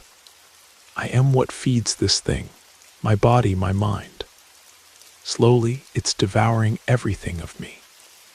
The room fell into absolute silence, broken only by the irregular sound of Eliza's breathing. Her words hit me like a precise blow, difficult to process. Eliza wasn't simply escaping from Nathan. She was fleeing from something darker, something entrenched in the structures of society that we normally ignore out of pure distraction. Eliza sat down again, this time on the edge of the bed, with her eyes fixed on the floor. It was a gaze loaded with exhaustion, a fatigue that seemed much more emotional than physical, as if she carried the weight of the world on her shoulders. "Nathan doesn't control me anymore," she said firmly. "It's been a long time since he lost that power." I leaned forward, confused. "How did you manage that?" She answered with a smile that mixed irony and bitterness. "I found a way to make a deal with the shadow, the demon that he and I awakened in that damn pact. Now it answers to me." After a pause, she raised her eyes and fixed them on mine. "But the cost was high, Marcus. Very high." I remained silent, waiting for her to continue. "I gave up everything, my mind, my body, my soul, everything. Now the shadow follows me and obeys me. The only reason I'm here talking to you is that I asked it for a truce, a bit of freedom to get away from Nathan." "And why still run, then?" I questioned with growing unease. Eliza sighed and brought her hands to her temples, as if reliving an unbearable pain. "Because even without control over me, Nathan is still dangerous. The pact remains active. If he finds me and uses me as a sacrifice, he'll regain control of the demon. And this time it won't just be to manipulate me, it'll be for something much worse." "What do you mean?" She looked at me with seriousness. "He wants to create a cult, gather people who are desperate enough to follow him. With the demon under his control, he could offer power, favors, anything in exchange for obedience. He would become the center of it all, a kind of new prophet." Eliza stood up, seeming to regain some energy. "That's why I can never stay in the same place for too long. The harder it is for him to find me, the better. And if he finds me, all will be lost." "And your family?" I asked, even though I already anticipated the answer. "That's why I distanced myself from them. I can't put them at risk. They don't even know what's happening, and it's better that they continue not knowing." Silence reigned again as I tried to assimilate everything. Each detail she shared made sense, yet it was the last thing I wanted to accept. Nathan wasn't just an obsessed man. He was a fanatic with frightening plans, and Eliza seemed to be the central piece for those plans to materialize. "And now what are you going to do?" I asked hesitantly. She gave me a sad smile. "I'll continue running. It's the only option. As long as I stay away from Nathan, he can't complete the plan. Even if that means spending the rest of my life hiding." Her words hung in the air like a shadow. Outside, the town remained silent, but the danger was closer than it had ever been. That night, watching Eliza look me in the eyes with an expression that mixed desperation and exhaustion, I felt a profound chill. "Would you really help me?" she asked. "Yes," I responded without hesitation, even knowing that I was taking on something much bigger than I could handle. "I know someone trustworthy who can help you cross into Canada. If Nathan can't reach you, maybe that's the only safe place for you." She sighed, showing relief, but it was brief and fragile. "It has to be tonight, Marcus. We need to be extremely cautious. Nathan's network of allies is spread everywhere. If they discover I'm planning to go, it won't take long for them to find me." Her words carried a crushing weight. Before I could respond, something inexplicable happened. The atmosphere in the room changed drastically. as if the air had become dense, difficult to breathe. In the corner, a shadow began to emerge, dark as night, expanding until it took up most of the wall. Two bright green eyes, like headlights, opened in that blackness. "What's happening?" I asked, even knowing the answer. "Stay still," shouted Eliza, but it was too late. I felt invisible hands squeezing my shoulders and lifting me from the floor as if I weighed nothing. I was paralyzed, barely able to draw breath. The pressure on my body was unbearable, as if I were about to shatter. The shadow advanced, and a deep, hoarse voice echoed in my mind in incomprehensible words. I tried to fight, but it was useless. Each movement triggered such intense pain that I screamed in pure desperation. "Stop!" Eliza shouted. She ran to a corner of the room, rummaging frantically for something. When she turned around, I saw she was holding a knife. "Eliza, no!" I wanted to scream, but I could only whisper. Without hesitation, she made a deep cut on her leg. The blood descended in thick strands, staining the floor. The shadow retreated abruptly. The grip that held me disappeared, and I fell to the floor, trembling and panting.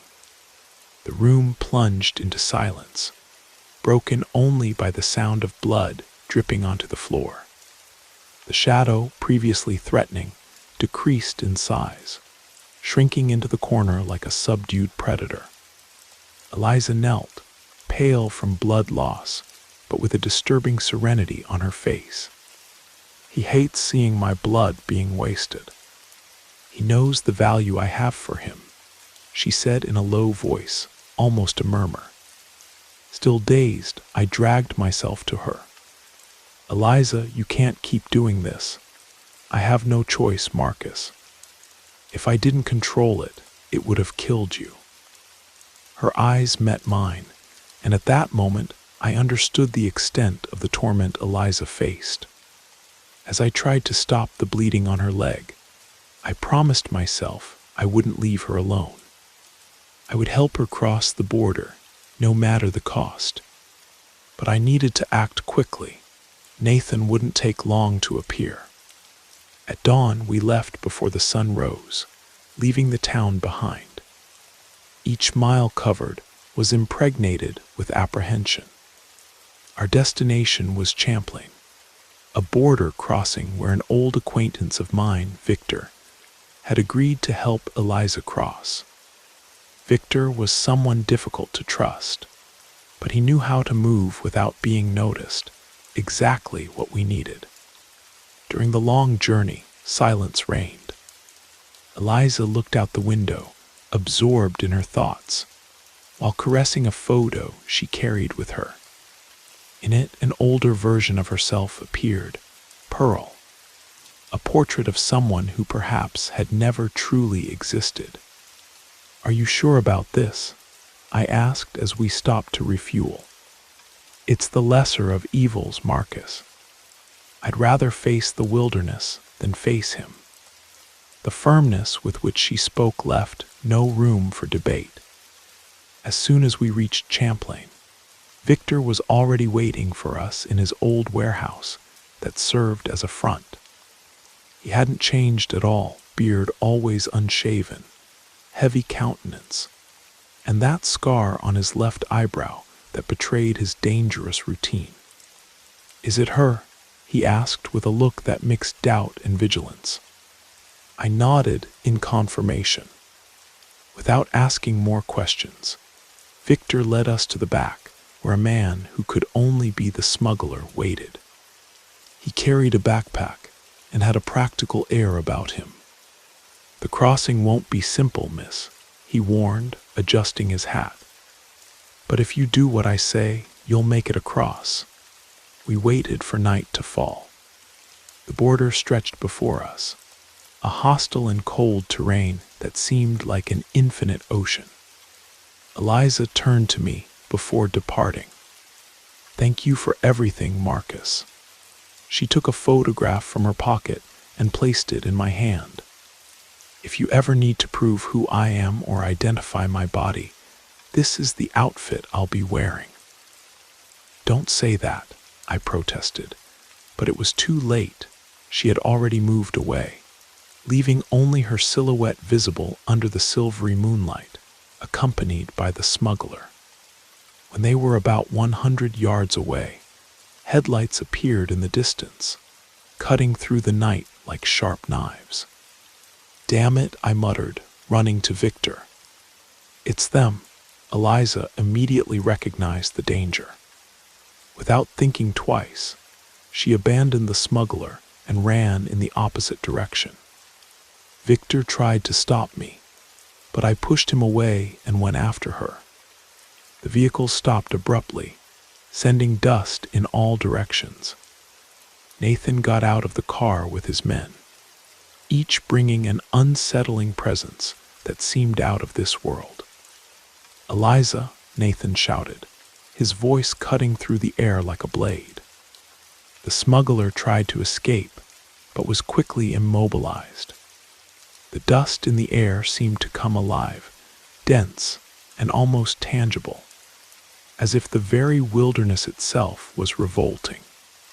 Screams of desperation and voices in a strange language echoed, creating an environment loaded with a sinister energy. I tried to advance, but my legs wouldn't obey. Something in that dense air seemed to drain my will to fight. Then, from the midst of that gloom, the smuggler emerged, running with his face disfigured by panic. I saw it. I saw something that shouldn't exist. He screamed, clutching his backpack as if it could protect him. Victor, usually sarcastic and impassive, remained silent, observing the dust as if it were a portal to another world. That's when I noticed they were starting to return. Nathan's men emerged from the cloud, but something was terribly wrong. They moved strangely, like marionettes being manipulated. Their eyes were empty, reflecting an abyss of absence. Each one babbled disconnected words, like fragments of nightmares.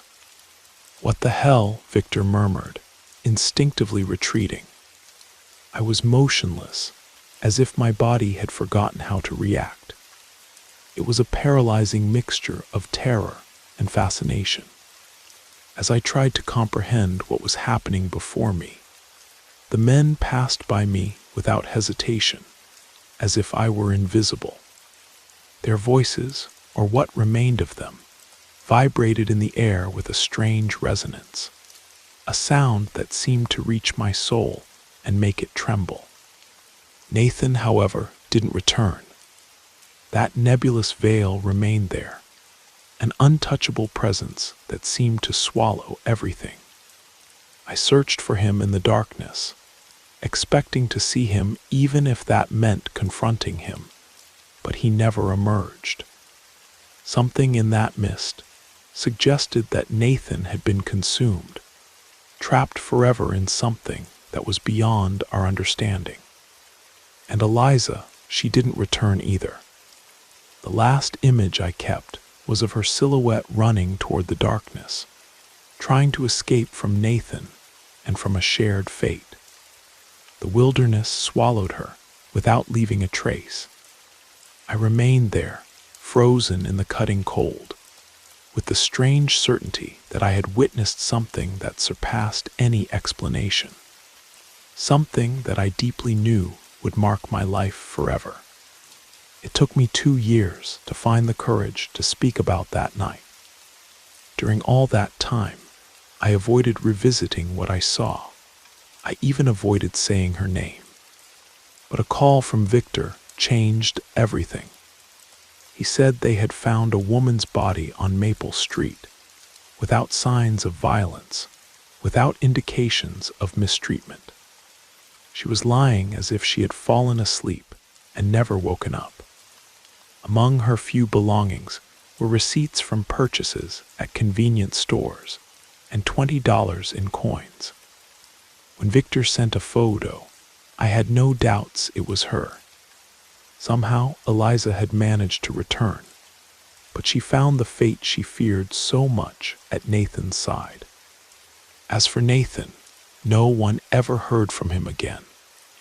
It's as if he had disappeared from the face of the earth. But deep down, I know that only 3 people know what really happened that night: Eliza, Nathan, and me.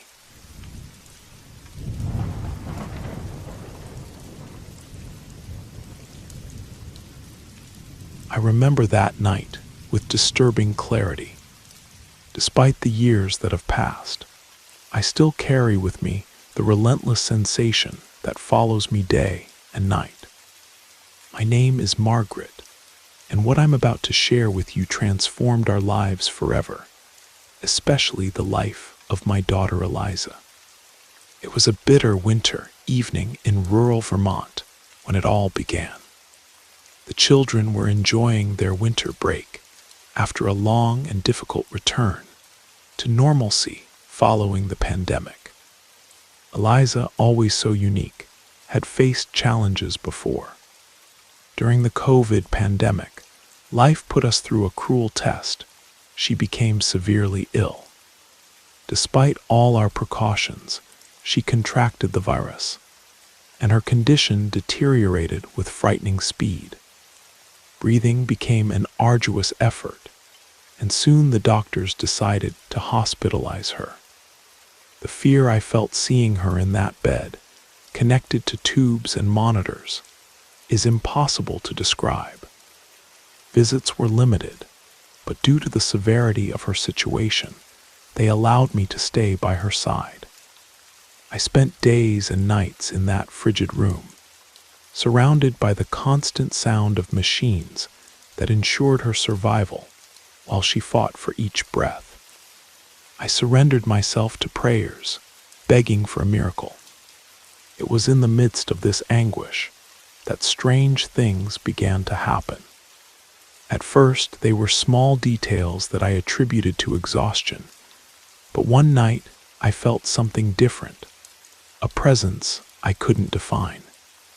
It wasn't frightening, but it seemed to be there like a silent companion. Suddenly, a figure appeared near Eliza's bed.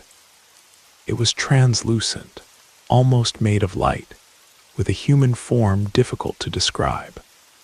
At first, I was terrified, but soon an unusual tranquility took over. This presence seemed to watch over my daughter, and curiously, her breathing began to stabilize. Gradually, a comforting warmth filled the room, bringing a peace I hadn't felt in weeks.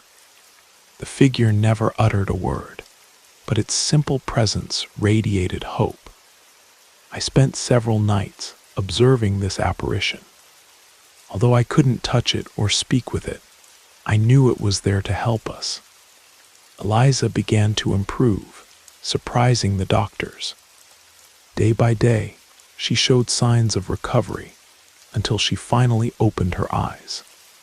She was weak but conscious. While she recovered, I told her about the figure I had seen, but she didn't remember anything. Despite this, I felt there was an inexplicable connection, as if that presence had responded to my pleas. When Eliza was discharged, and we returned to our old farmhouse nestled between rolling hills and dense forests, the relief was mixed with the memory of everything we had experienced at the hospital. Even though I can't explain what I saw, I'm convinced that something beyond our understanding helped us. That experience changed me forever. Afterward, Eliza began to display an unusual sensitivity. She spoke of invisible friends and mentioned sad ladies she could see in the corners of rooms. I tried to view it all as the product of a child's fertile imagination, but deep down, I knew there was something more. Everything took an unexpected turn during a family gathering at a friend's historic colonial home. It was a lively celebration, filled with smiles, music, and relaxed conversations. Eliza was playing among the other children, seemingly completely engrossed in the fun. However, at some point, I lost sight of her and began searching. I found her standing motionless in the hallway, staring at a closed door. Later, I learned that room had belonged to the deceased grandmother of the homeowners. "Mom, can you hear that?" she asked, her eyes wide and overflowing with fear. At that moment, I heard nothing, but her reaction made my heart race. Without any hesitation, Eliza opened the door and entered. I ran after her, feeling an icy chill that seemed to come from nowhere.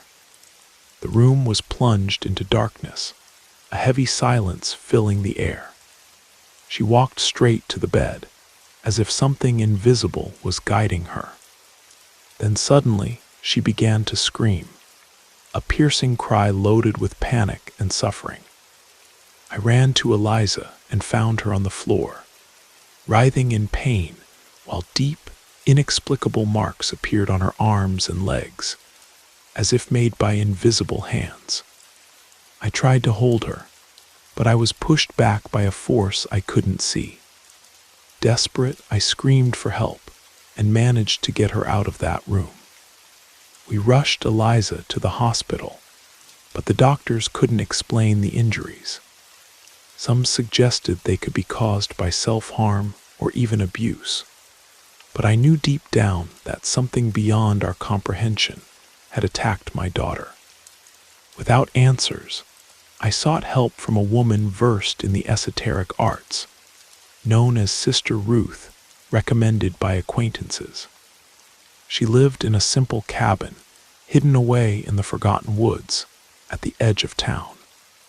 The place was decorated with images of saints, and upon seeing Eliza, her gaze revealed a mixture of concern and compassion. She explained to me that my daughter possessed a rare but dangerous gift.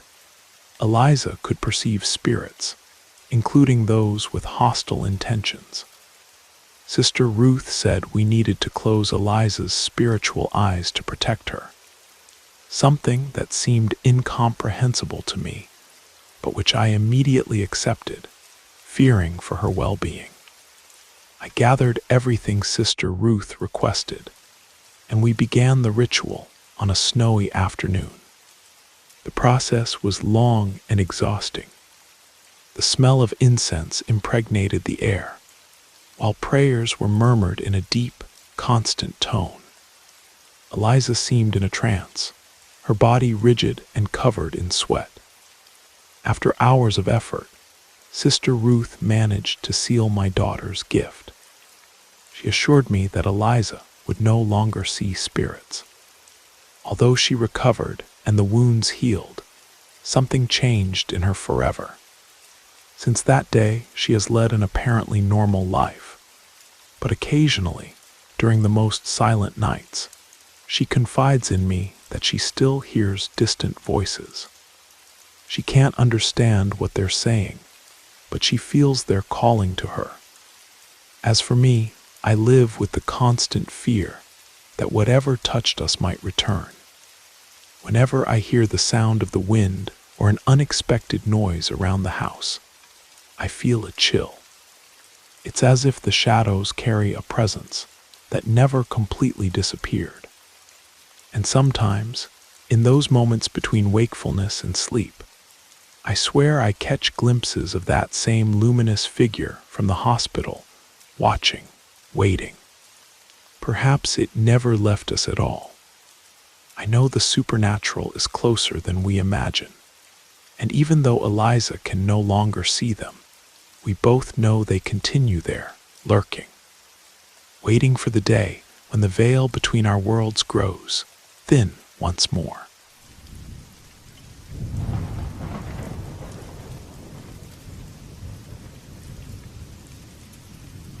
Good evening, my name is Anthony. What I'm about to tell you happened many years ago, during what should have been the most prosperous phase of my life. when I made my living as a merchant in one of Chicago's busiest farmers markets during the late 1980s. I started modestly, selling organic produce at a small stall I inherited from my grandfather. For more than 15 years, I dedicated myself to that place, watching it grow and flourish. Everything seemed to be in its rightful place. Business was good, customers were regular, and I had established a comfortable routine. The market was a dynamic space, buzzing with energy, but marked by fierce competition that only those who worked there could truly understand. Over the years, I gained loyal customers, but I also attracted rivals. Chief among them was Richard, who owned a premium artisanal cheese stand directly across from mine. Our coexistence gradually transformed into a bitter rivalry that consumed my thoughts. In a moment of frustration, tired of watching Richard's success, while my sales plateaued despite my best efforts, I made a bold decision. I had heard whispers about an elderly woman who operated on the fringes of the market district. She wasn't known for selling simple herbs or trinkets. Rumors called her Madame Vesper, capable of casting spells and curses for a price. Driven by desperation after a particularly disappointing week, I sought her out. Madame Vesper was an intimidating figure, with piercing gray eyes that seemed to look beyond the physical world. Her small shop was tucked away in a dimly lit corner of the old warehouse district, surrounded by strange artifacts and shadow-casting figurines. The atmosphere around her shop felt heavy, as if the air itself carried something invisible and ancient. When she saw me, she analyzed me as if she already knew why I had come. I need help. My voice wavered even as I tried to sound confident. She smiled, revealing teeth that seemed too perfect, too white, unnaturally so. I can eliminate your problem, but everything has a cost. Are you willing to pay? She knew exactly what I wanted, and even as my instincts screamed at me to walk away, I pressed forward. Madame Vesper gave me small vials containing viscous liquids, and several carefully wrapped packages containing items I preferred not to inspect too closely. Her instructions were precise. Each detail needed to be followed exactly. 3 nights in a row, after closing my stall, I crept to Richard's space, spraying the liquids at the entrances and around his stand, even pouring some through a crack in the floor beneath his display cases. My goal was to weaken his business, and to my surprise, the strategy worked with disturbing efficiency. Gradually, customers began avoiding his stand, complaining about an unpleasant smell and a strange feeling that came over them when they passed by. Some mentioned headaches. Others said the cheese tasted wrong despite looking perfect.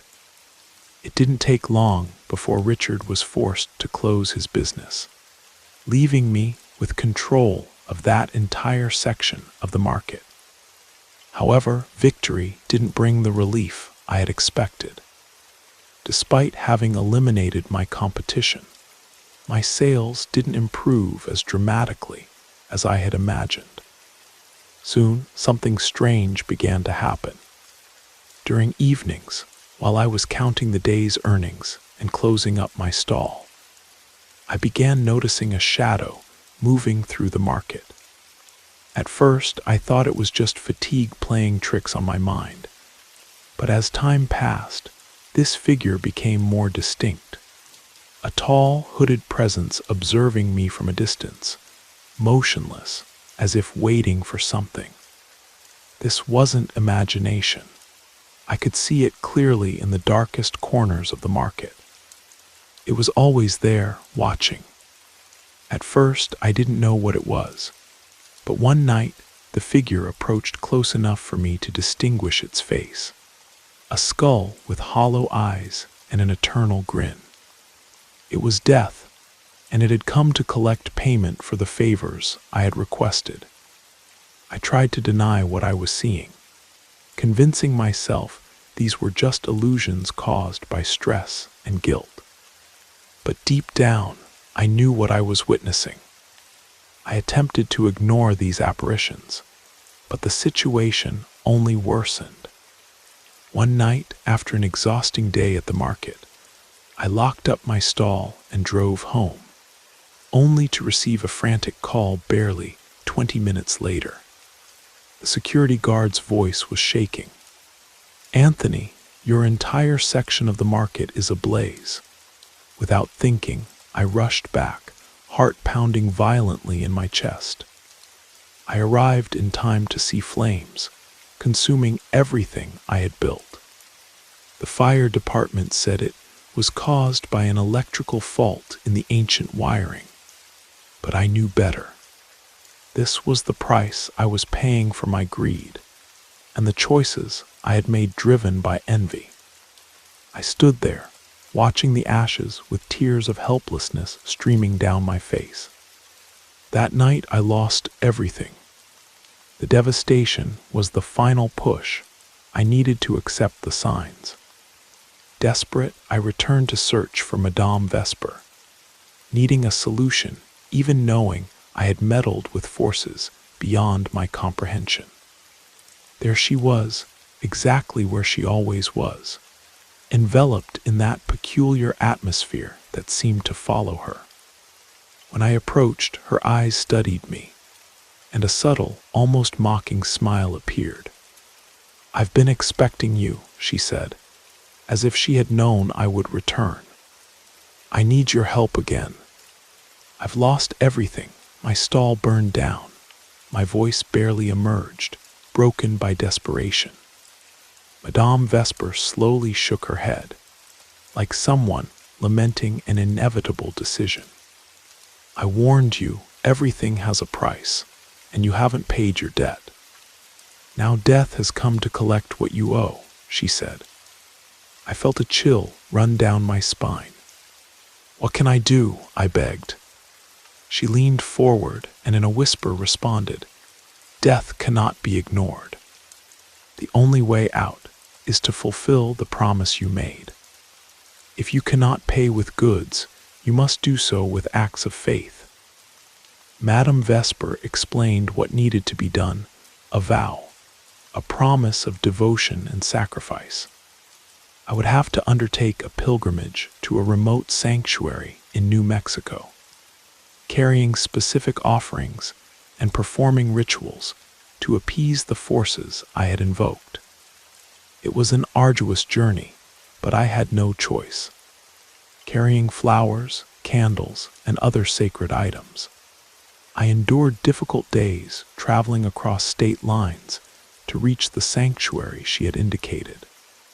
I performed each ritual with attention and faith, following her instructions meticulously. At the end, I felt as if an enormous weight had been lifted from me.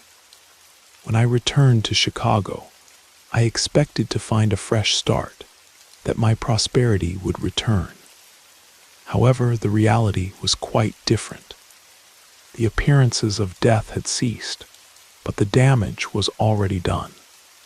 My business in the new market space I had rented across town never reached its former success. Customer trust had been lost, and my reputation was ruined. Even with plenty of market space and fewer competitors, my sales were minimal, barely covering costs. Each day became a struggle to move forward. Life had taught me a harsh lesson about the risks of meddling with witchcraft and making deals with obscure forces. The prosperity I sought through wrongful means exacted a high price that I could never fully recover, even after fulfilling the vow. Madame Vesper had been right. Everything has a cost, and sometimes it's heavier than we can bear. Now, whenever I hear someone at the new farmer's market considering turning to shadowy practices to solve their problems, I make a point of warning them. I share my story hoping they will learn from the mistakes I made. If there's one thing experience has taught me, it's that you shouldn't play with forces you don't understand. Promises made must be honored, or the consequences can be irreversible. I still see shadows, sometimes in the corners of my vision. They're fainter now, but I know they're there, a permanent reminder of the bargain I made and the debt I can never fully repay.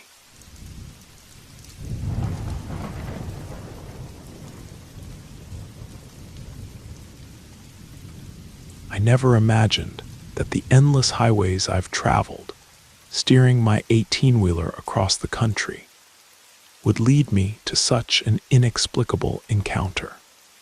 My name is Jack. I've been a trucker for 15 years, and this is the story that forever changed the course of my life, with a touch of terror I'll never forget. It was a night of relentless rain, the kind that seems to swallow the road in darkness. My destination was Blackwater Ridge, and conditions were working against me. The week had been marked by uninterrupted storms, each lightning bolt tearing through the sky like rapid flashes, revealing fragments of a desolate landscape. I was transporting a time-sensitive shipment that couldn't afford delays, so stopping wasn't an option, despite the hostile weather. The stretch I was crossing was infamous among truckers for stories of mysterious apparitions. I always thought they were just tales created to prank newcomers, but that night, something made my disbelief crumble. Shortly after 3 in the morning, I spotted something that made my blood freeze in my veins. In the middle of the highway, between the rain and wind, an incandescent figure appeared.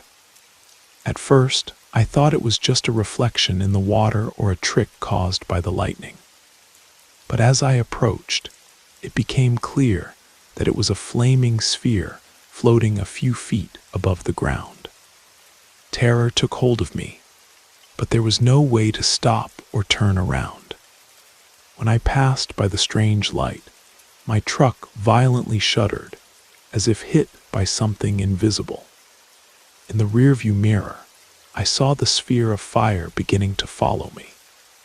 The presence I felt was oppressive, almost tangible, as if an ancient evil hovered around me. All I could do was floor the accelerator and try to escape that nightmare. But the sphere wouldn't give up. Suddenly, I felt something strange happening to the road. The white lines marking the asphalt began to disappear, as if swallowed by a creeping shadow. The sound of tires against the ground changed, transforming into a muffled murmur, as if I were driving over soft earth. The surrounding landscape began to distort. The light poles seemed to twist, their bulbs flickering until they went completely dark. Darkness took over, and suddenly I realized the road was no longer there. In its place, a shadowy forest formed, trees emerging like ghosts, creating an impenetrable wall around me. That flaming glow continued its pursuit, and with each second, I felt a crushing pressure in my chest, as if something invisible was trying to suffocate me. Then, as if fate wanted to force me to face it, my truck's engine began to falter until it completely shut down. Trapped in frightening silence, surrounded by darkness, I remembered a story heard on some ordinary night at a truck stop. In these roadside pauses where conversations blend with the smell of old coffee, I heard a veteran driver speak of a spectral entity. He described a presence that wandered the roads, appearing as a sphere of fire. "It's searching for something," he said, with a voice heavy with fear and gravity. And when it finds its victim, there's no escape. At that moment, I dismissed the story as nonsense. But now, watching that ghostly light approach through the rain, the veteran's words echoed in my mind. Panic grew as the sinister glow illuminated each drop of the storm. My hands trembled on the steering wheel, and a wave of cold sweat ran across my forehead. I knew I was facing something far beyond comprehension, something that couldn't simply be ignored. It was as if a dark force was completely enveloping me. I frantically searched my memory for any guidance the veteran might have given about protecting myself in these situations. But thinking was almost impossible. The deafening roar of the storm and the intense glow of that flaming sphere created a whirlwind of chaos, taking away any chance of focus. With effort, I tried to start the truck again. When the engine finally responded, I accelerated, consumed by a single idea: to get away from there as fast as possible. However, it seemed that even the machine shared the dread that dominated me. The engine failed again, decreasing speed until everything went out completely. And then the sphere of fire advanced. The brightness it emitted was so intense that I almost closed my eyes, overcome by deep despair, and began to pray. Any divine force that could hear my pleas would be welcome. The air around me suddenly grew cold, and in the midst of the storm, a very low voice emerged. It wasn't an ordinary sound. It seemed to arise from within the cabin. "Jack, Jack," whispered the voice, soft but impregnated with a malice that made me shudder to the bone. When I opened my eyes, I saw that the flaming sphere was right there, close to the windshield. Within it, the figure of a woman wrapped in flames stared at me. Fear completely paralyzed me. My voice wouldn't come out. My hands, glued to the steering wheel, trembled. The entity began to move toward the truck, and at that moment, I felt as if my heart had stopped. It was then that a fragment of memory hit me. The veteran, with his hoarse laugh, had mentioned something, almost as a joke. If you ever come face to face with her, tie 7 knots in a red string while reciting the Lord's Prayer backwards. She'll leave you alone. With no alternatives and seized by a last thread of hope, I frantically searched for something in my pocket. My hands found the red paracord I always carried for emergencies. With shaking hands, I began to tie knots while repeating, almost like a mantra, a prayer my grandmother taught me when I was young. But I deliberately said the words in reverse order. When I opened my eyes again, the figure of the entity began to dissolve. It was as if the flames that enveloped her were being consumed by the void itself. The sphere of fire flickered one last time before completely disappearing. Only the sound of rain remained, rhythmically hitting the windshield as if the storm had retreated along with the nightmare. I stayed there motionless for a time I can't specify. Gradually, I managed to regain control of my body and start the truck again. I left that place in a hurry, driving straight to the main road without looking back. For a long time, I kept this episode to myself, fearing being labeled crazy. But that night left marks that will never go away. Now every time I take a lonely road, I carry a charm with me, and don't forget to pray. That supernatural glow still haunts me. I vividly remember how it floated in the darkness. Each flash of light on stormy nights reminds me that there are things in this world we will never understand. We truckers know that roads hide deep secrets, things that walk in the night that are better never to awaken.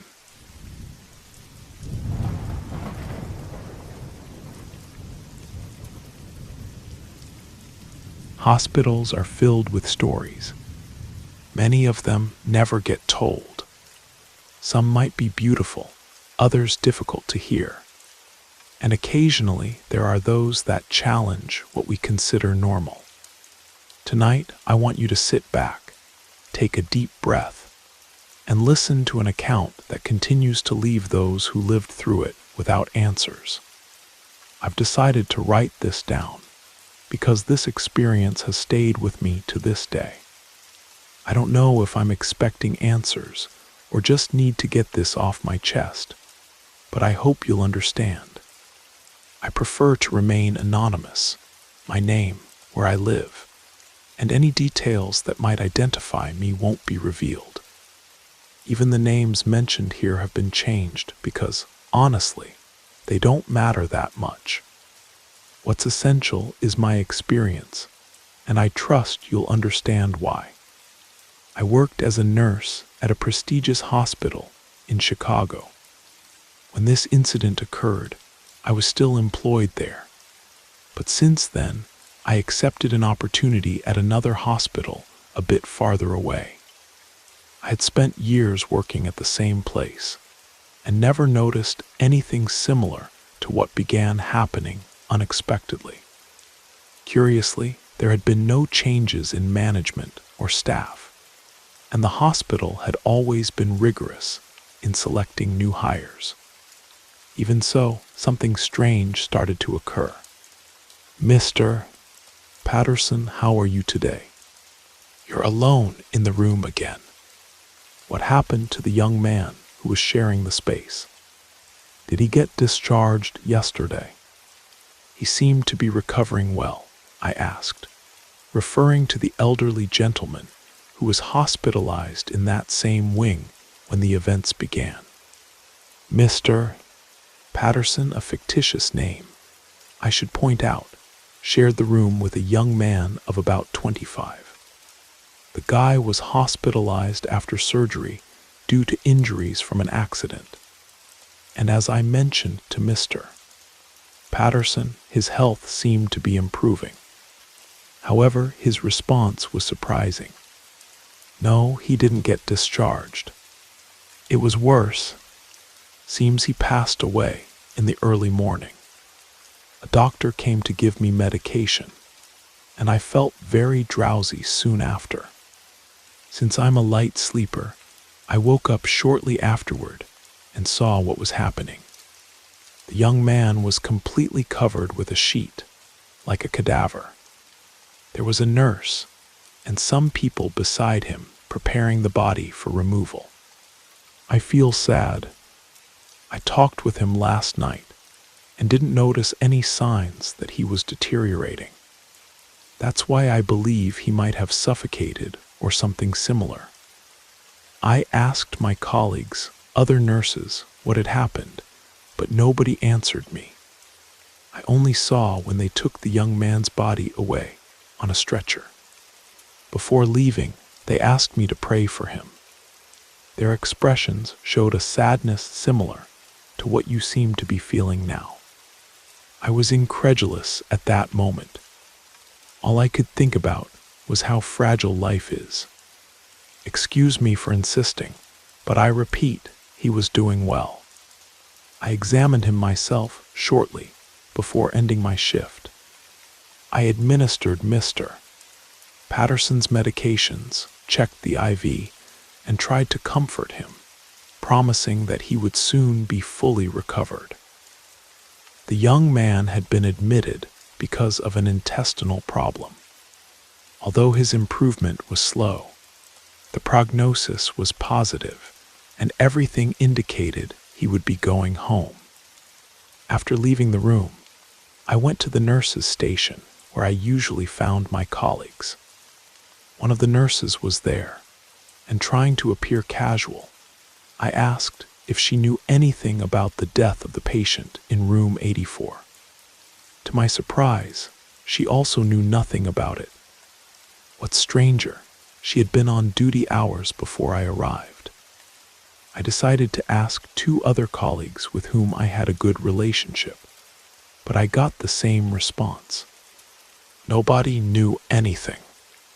As the hours passed, despite the sadness that accompanied me, because yes, we nurses also suffer when we lose a patient. We live with them daily, know their families, and hope for their recovery. It's not uncommon for us to form friendships. I tried to focus on caring for the other patients. After all, with so many professionals working in alternate shifts, I imagined I would eventually find someone who could clarify what happened. But that didn't happen. 2 days later, when starting another shift, I crossed paths with a colleague whom I'll call Marcus, who seemed visibly worried. When I asked what was bothering him, he revealed, "You work on the 2nd floor too, so you must remember that guy who's been here since last week. He came in because of an infection and was almost cured.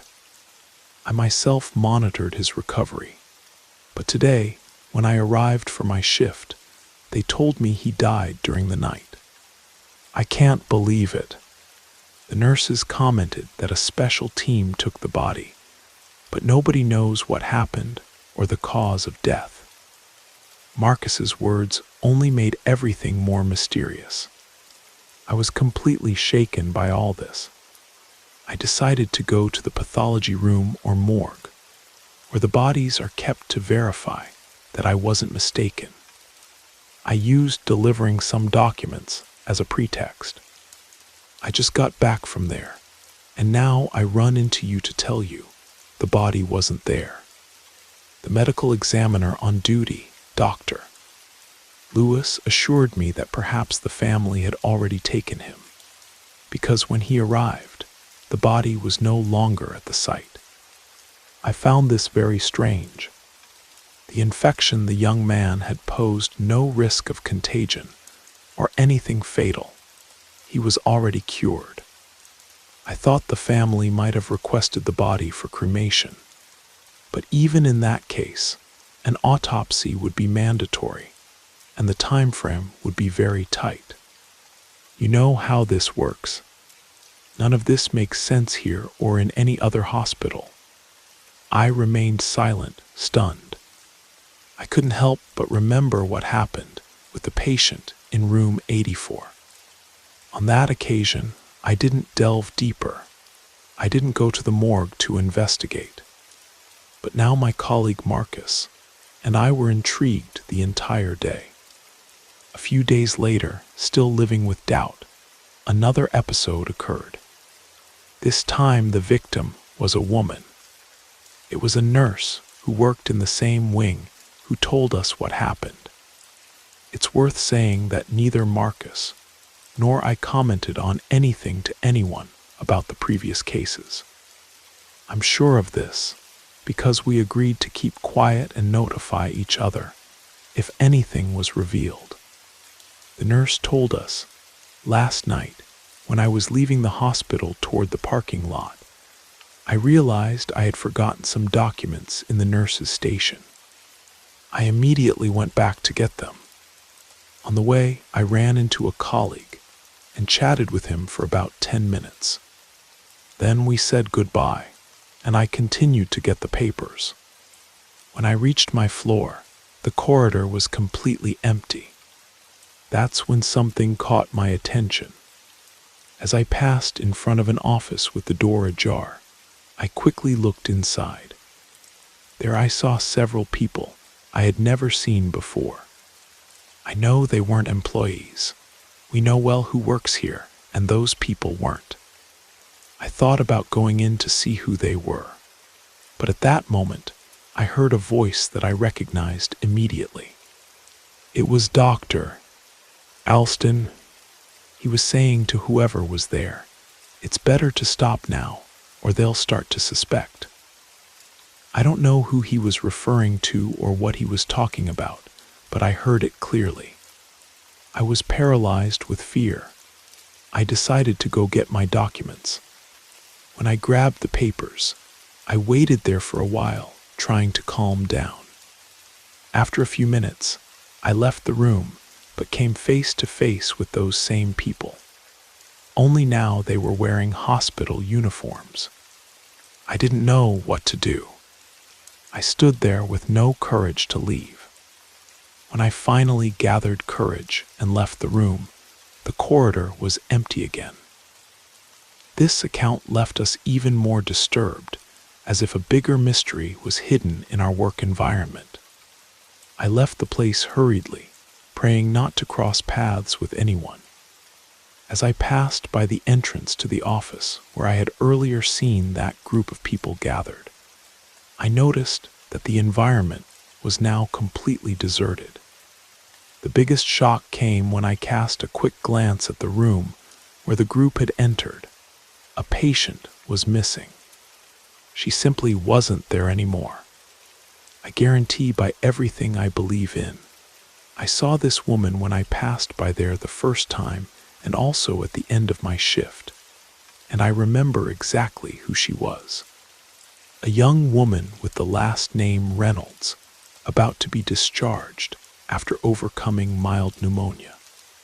I don't know why I'm reporting this to you, or if you'll believe me, but I'm terrified. Something strange is happening at the hospital, and I don't want to condone any of it. Oh, and I mentioned the name of the doctor I saw meeting with them. Please keep that confidential. The nurse begged that her confidence remain between us. She also said that perhaps everything was a product of her imagination. But it was clear she was saying this out of pure fear, and no one could blame her. That was the last peculiar episode involving any patient. The rest of the week continued without news. With the shift change, we came to know even less about what was happening during the night. A few days after this conversation, we were informed that the nurse had left the hospital. The news surprised us, so Marcus and I decided to visit her at her apartment to check if everything was okay. She lived 2 blocks from the hospital in an upscale condominium, consistent with the quality of the hospital and the area. Just to situate you without revealing too much, let's say this happened in one of the wealthiest areas of Boston. When she received us, the panic stamped on her face was evident. She didn't invite us in, spoke with us right there, standing at the door with brief and hesitant words. As we said goodbye, she mentioned that she was going to a better job and left us only a paper with an address and a time. She said that was the reason why she had decided to change jobs. According to her, the information came from a reliable source, another person who had also decided to leave the hospital. But the warning was clear. If we got involved, we would run the same risks. This uncertainty tormented us. Still, Marcus and I came to the conclusion that we wouldn't be able to rest without investigating, even without any detail beyond the address and time noted. The described location led us to a small town on the outskirts of the city, on a road that connects various localities. Specifically, it was an old first aid station, once the only health service in the region, but which had been abandoned for some time. Marcus didn't know this, but I was aware that the place was no longer functioning, completely deserted and forgotten. We did this right after we finished our shift. The journey wasn't that long, something around 30 to 40 minutes driving along the mentioned road. And don't think we went without precautions. I sent my parents a message saying I would be in that area just so that if something happened, they would know where to look. Perhaps it seems insane to go there driven by curiosity, but the scenario was too strange. Patients disappeared without anyone seeing them, with family members, and employees were leaving a hospital with excellent salaries and privileged location. Why didn't anyone speak clearly if it was safe to continue working there? When we reached the stretch of road where the site was located, we found only emptiness. Although the municipality has houses, that specific area was taken over by vegetation. Unfortunately, there isn't much to report about what we witnessed because, as it seems, we arrived too late. 3 police cars were parked in front of the building, with their sirens activated, attracting the attention of some residents who were observing from a distance. Even so, we managed to hear something that one of them recounted. He wasn't the one who found the scene, but he affirmed that something terrible had happened. Apparently, a pedestrian passing by noticed flames coming out of one of the rooms, and thinking it was a fire, called the police. The patrol cars arrived along with the firefighters, but as it turned out, the fire wasn't accidental. When they realized there wasn't a real fire, the firefighters left, leaving the police at the site. According to the residents' account, the flames had been deliberately started to burn a body. This isn't something we made up. We saw the police activity. According to what he described, the corpse was positioned on a type of altar, in a scenario that referred to satanic rituals seen in movies or frightening accounts. Additionally, other residents affirmed having seen about 10 people dressed in black fleeing toward the hill near the town. The police sought information and heard these stories while investigating the interior of the building. There they found only the body used in the ritual. Later that night, we learned that at the back of the property, they found other bodies burned in the same manner, as if everything was part of a macabre event. At the time, the newspapers only reported the discovery of one body, that of a woman. To this day, we suspect it was the missing patient, but we aren't certain because we didn't see enough. What we felt that night was pure dread. We tried to return to the apartment of the nurse who had given us the address, but she no longer lived there. According to the landlady, the nurse had disappeared in the dead of night, leaving everything behind and hoping that family members would collect her belongings. As for those responsible for the ritual, or what we believe to be a cult, they were never found. At least that's what the news said. Shortly after, television reports emerged denying the entire story. They alleged that no ritual had occurred, that there weren't people dressed in black, and that everything was just a misunderstanding. Thus, they discredited what witnesses and newspapers had affirmed. But that's not all.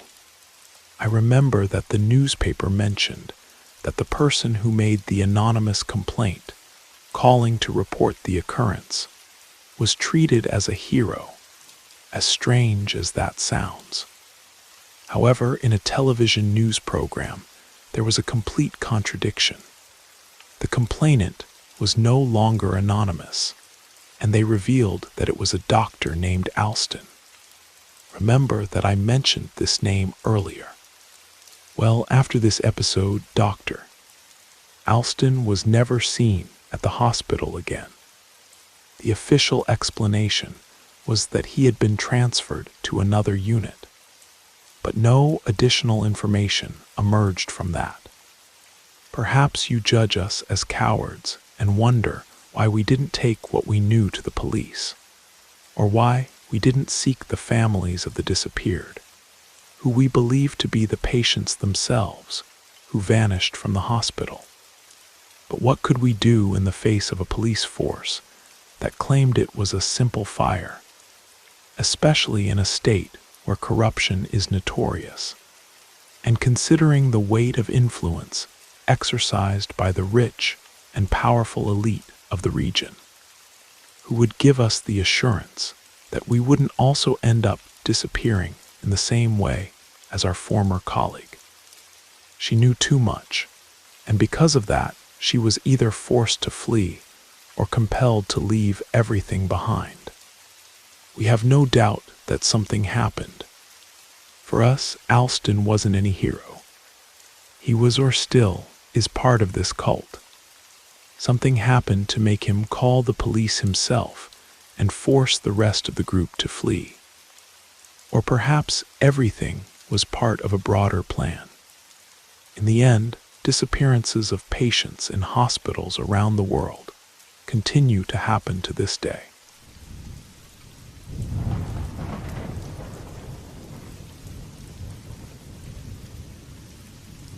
My family has owned a modest lakeside cottage in northern Michigan for as long as I can remember. My parents fell in love with fishing on Lake Superior, and that passion led them to purchase this property even before I was born. The cabin shows visible signs of aging, something natural for a place that's been standing for over 4 decades. Over the years, my father has devoted considerable time to maintaining it, but despite all his care, it's becoming increasingly clear that its time is running out. Every now and then, Dad mentions tearing it down and building something new in its place. I prefer to stay out of these decisions. The story I'm about to tell happened about 15 years ago, when I was only 8 years old and my sister Miranda was 11. We were spending a few days at the cottage during an unusually fierce summer thunderstorm that had transformed the typically tranquil Michigan weather into something almost tropical in its intensity. What Miranda and I loved most about that cottage was the vast property surrounding it. The house sat on nearly 2 acres of land, bordered by thick woods on 3 sides, and the glittering lake on the 4th. A narrow gravel path ended in a turnaround that led to equally spacious, neighboring properties. It was the perfect setting for games like hide-and-seek, treasure hunts, and other activities we invented.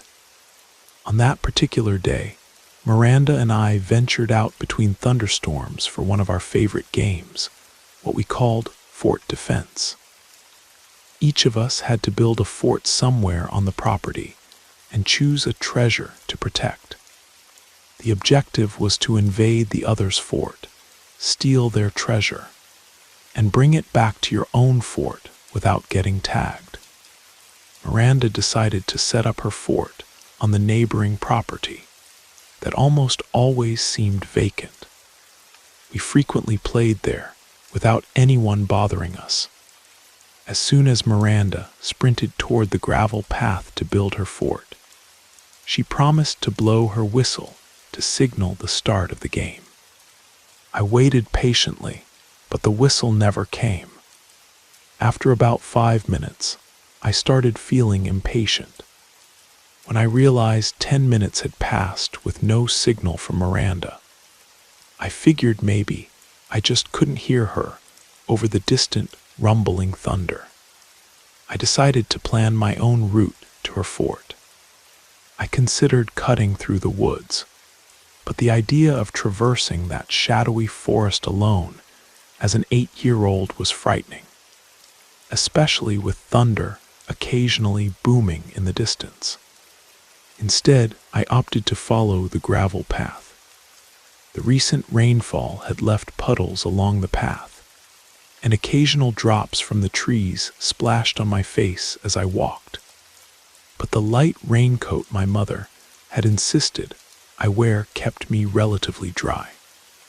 When I reached the entrance to the neighboring property, I peered through the trees but saw no sign of Miranda. In summer, with the trees full of leaves, visibility was limited, but she was simply nowhere to be seen. I cautiously entered the property, thinking I might surprise her, but I couldn't find her anywhere. I reached the fort she had built and looked around, confirming she really wasn't nearby. I prepared to grab her treasure when a woman's voice called out, "Hey there, looking for your sister?" I turned toward the sound and saw a woman standing on the porch of the neighboring house. I responded loudly that we were just playing a game. She replied, "Well, your sister's not here." I was completely confused by the situation.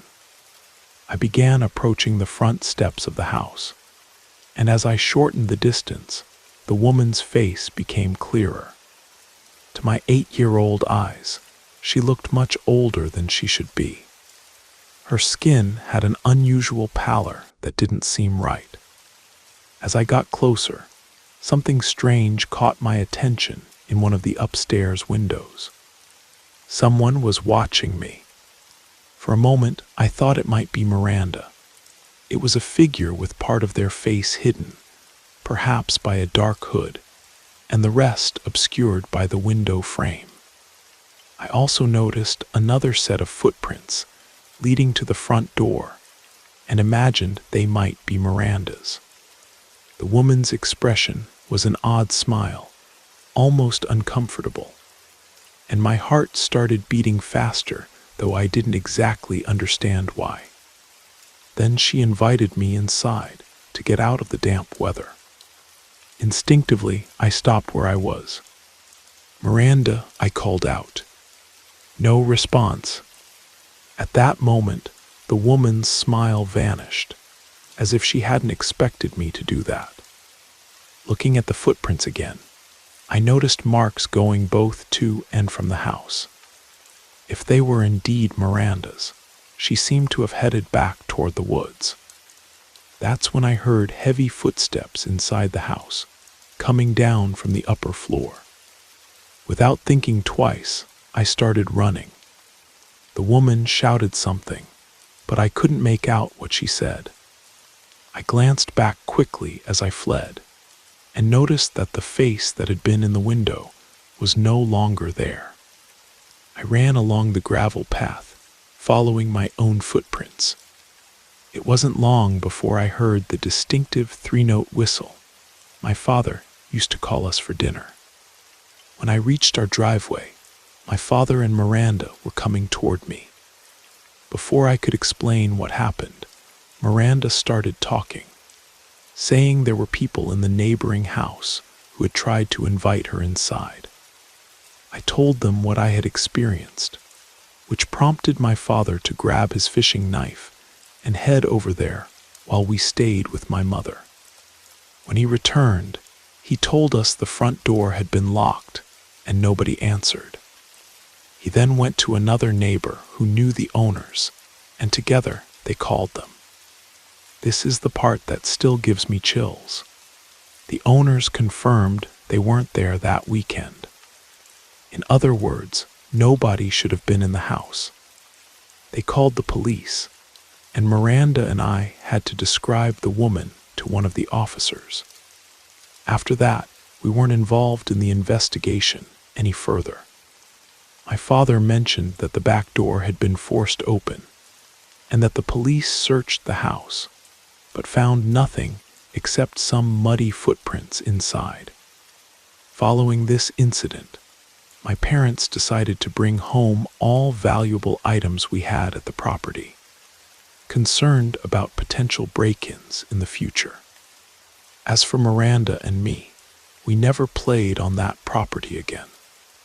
The fear from that memory was enough to keep us away. Years later, when I was in college, my father finally decided to rebuild the cottage.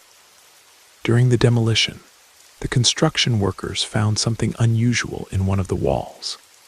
A small, handmade doll made of twigs and twine with a face drawn in what looked like dried blood. The police told us similar objects had been found in several break-ins across northern Michigan around the time of our incident, believed to be calling cards of a small cult that had operated in the area. Today, I feel relieved that we stayed outside and didn't enter that house. Sometimes I wonder what would have happened if either of us had accepted that strange woman's invitation. It's a thought that still makes me shudder, especially on stormy summer nights when the thunder rolls across Lake Superior.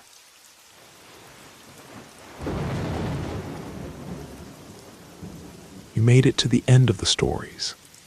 That means it's the perfect time to subscribe so you don't miss future episodes. And if you haven't already, leave a like and drop a comment. I'd love to hear your thoughts. Have a great time relaxing, and good night.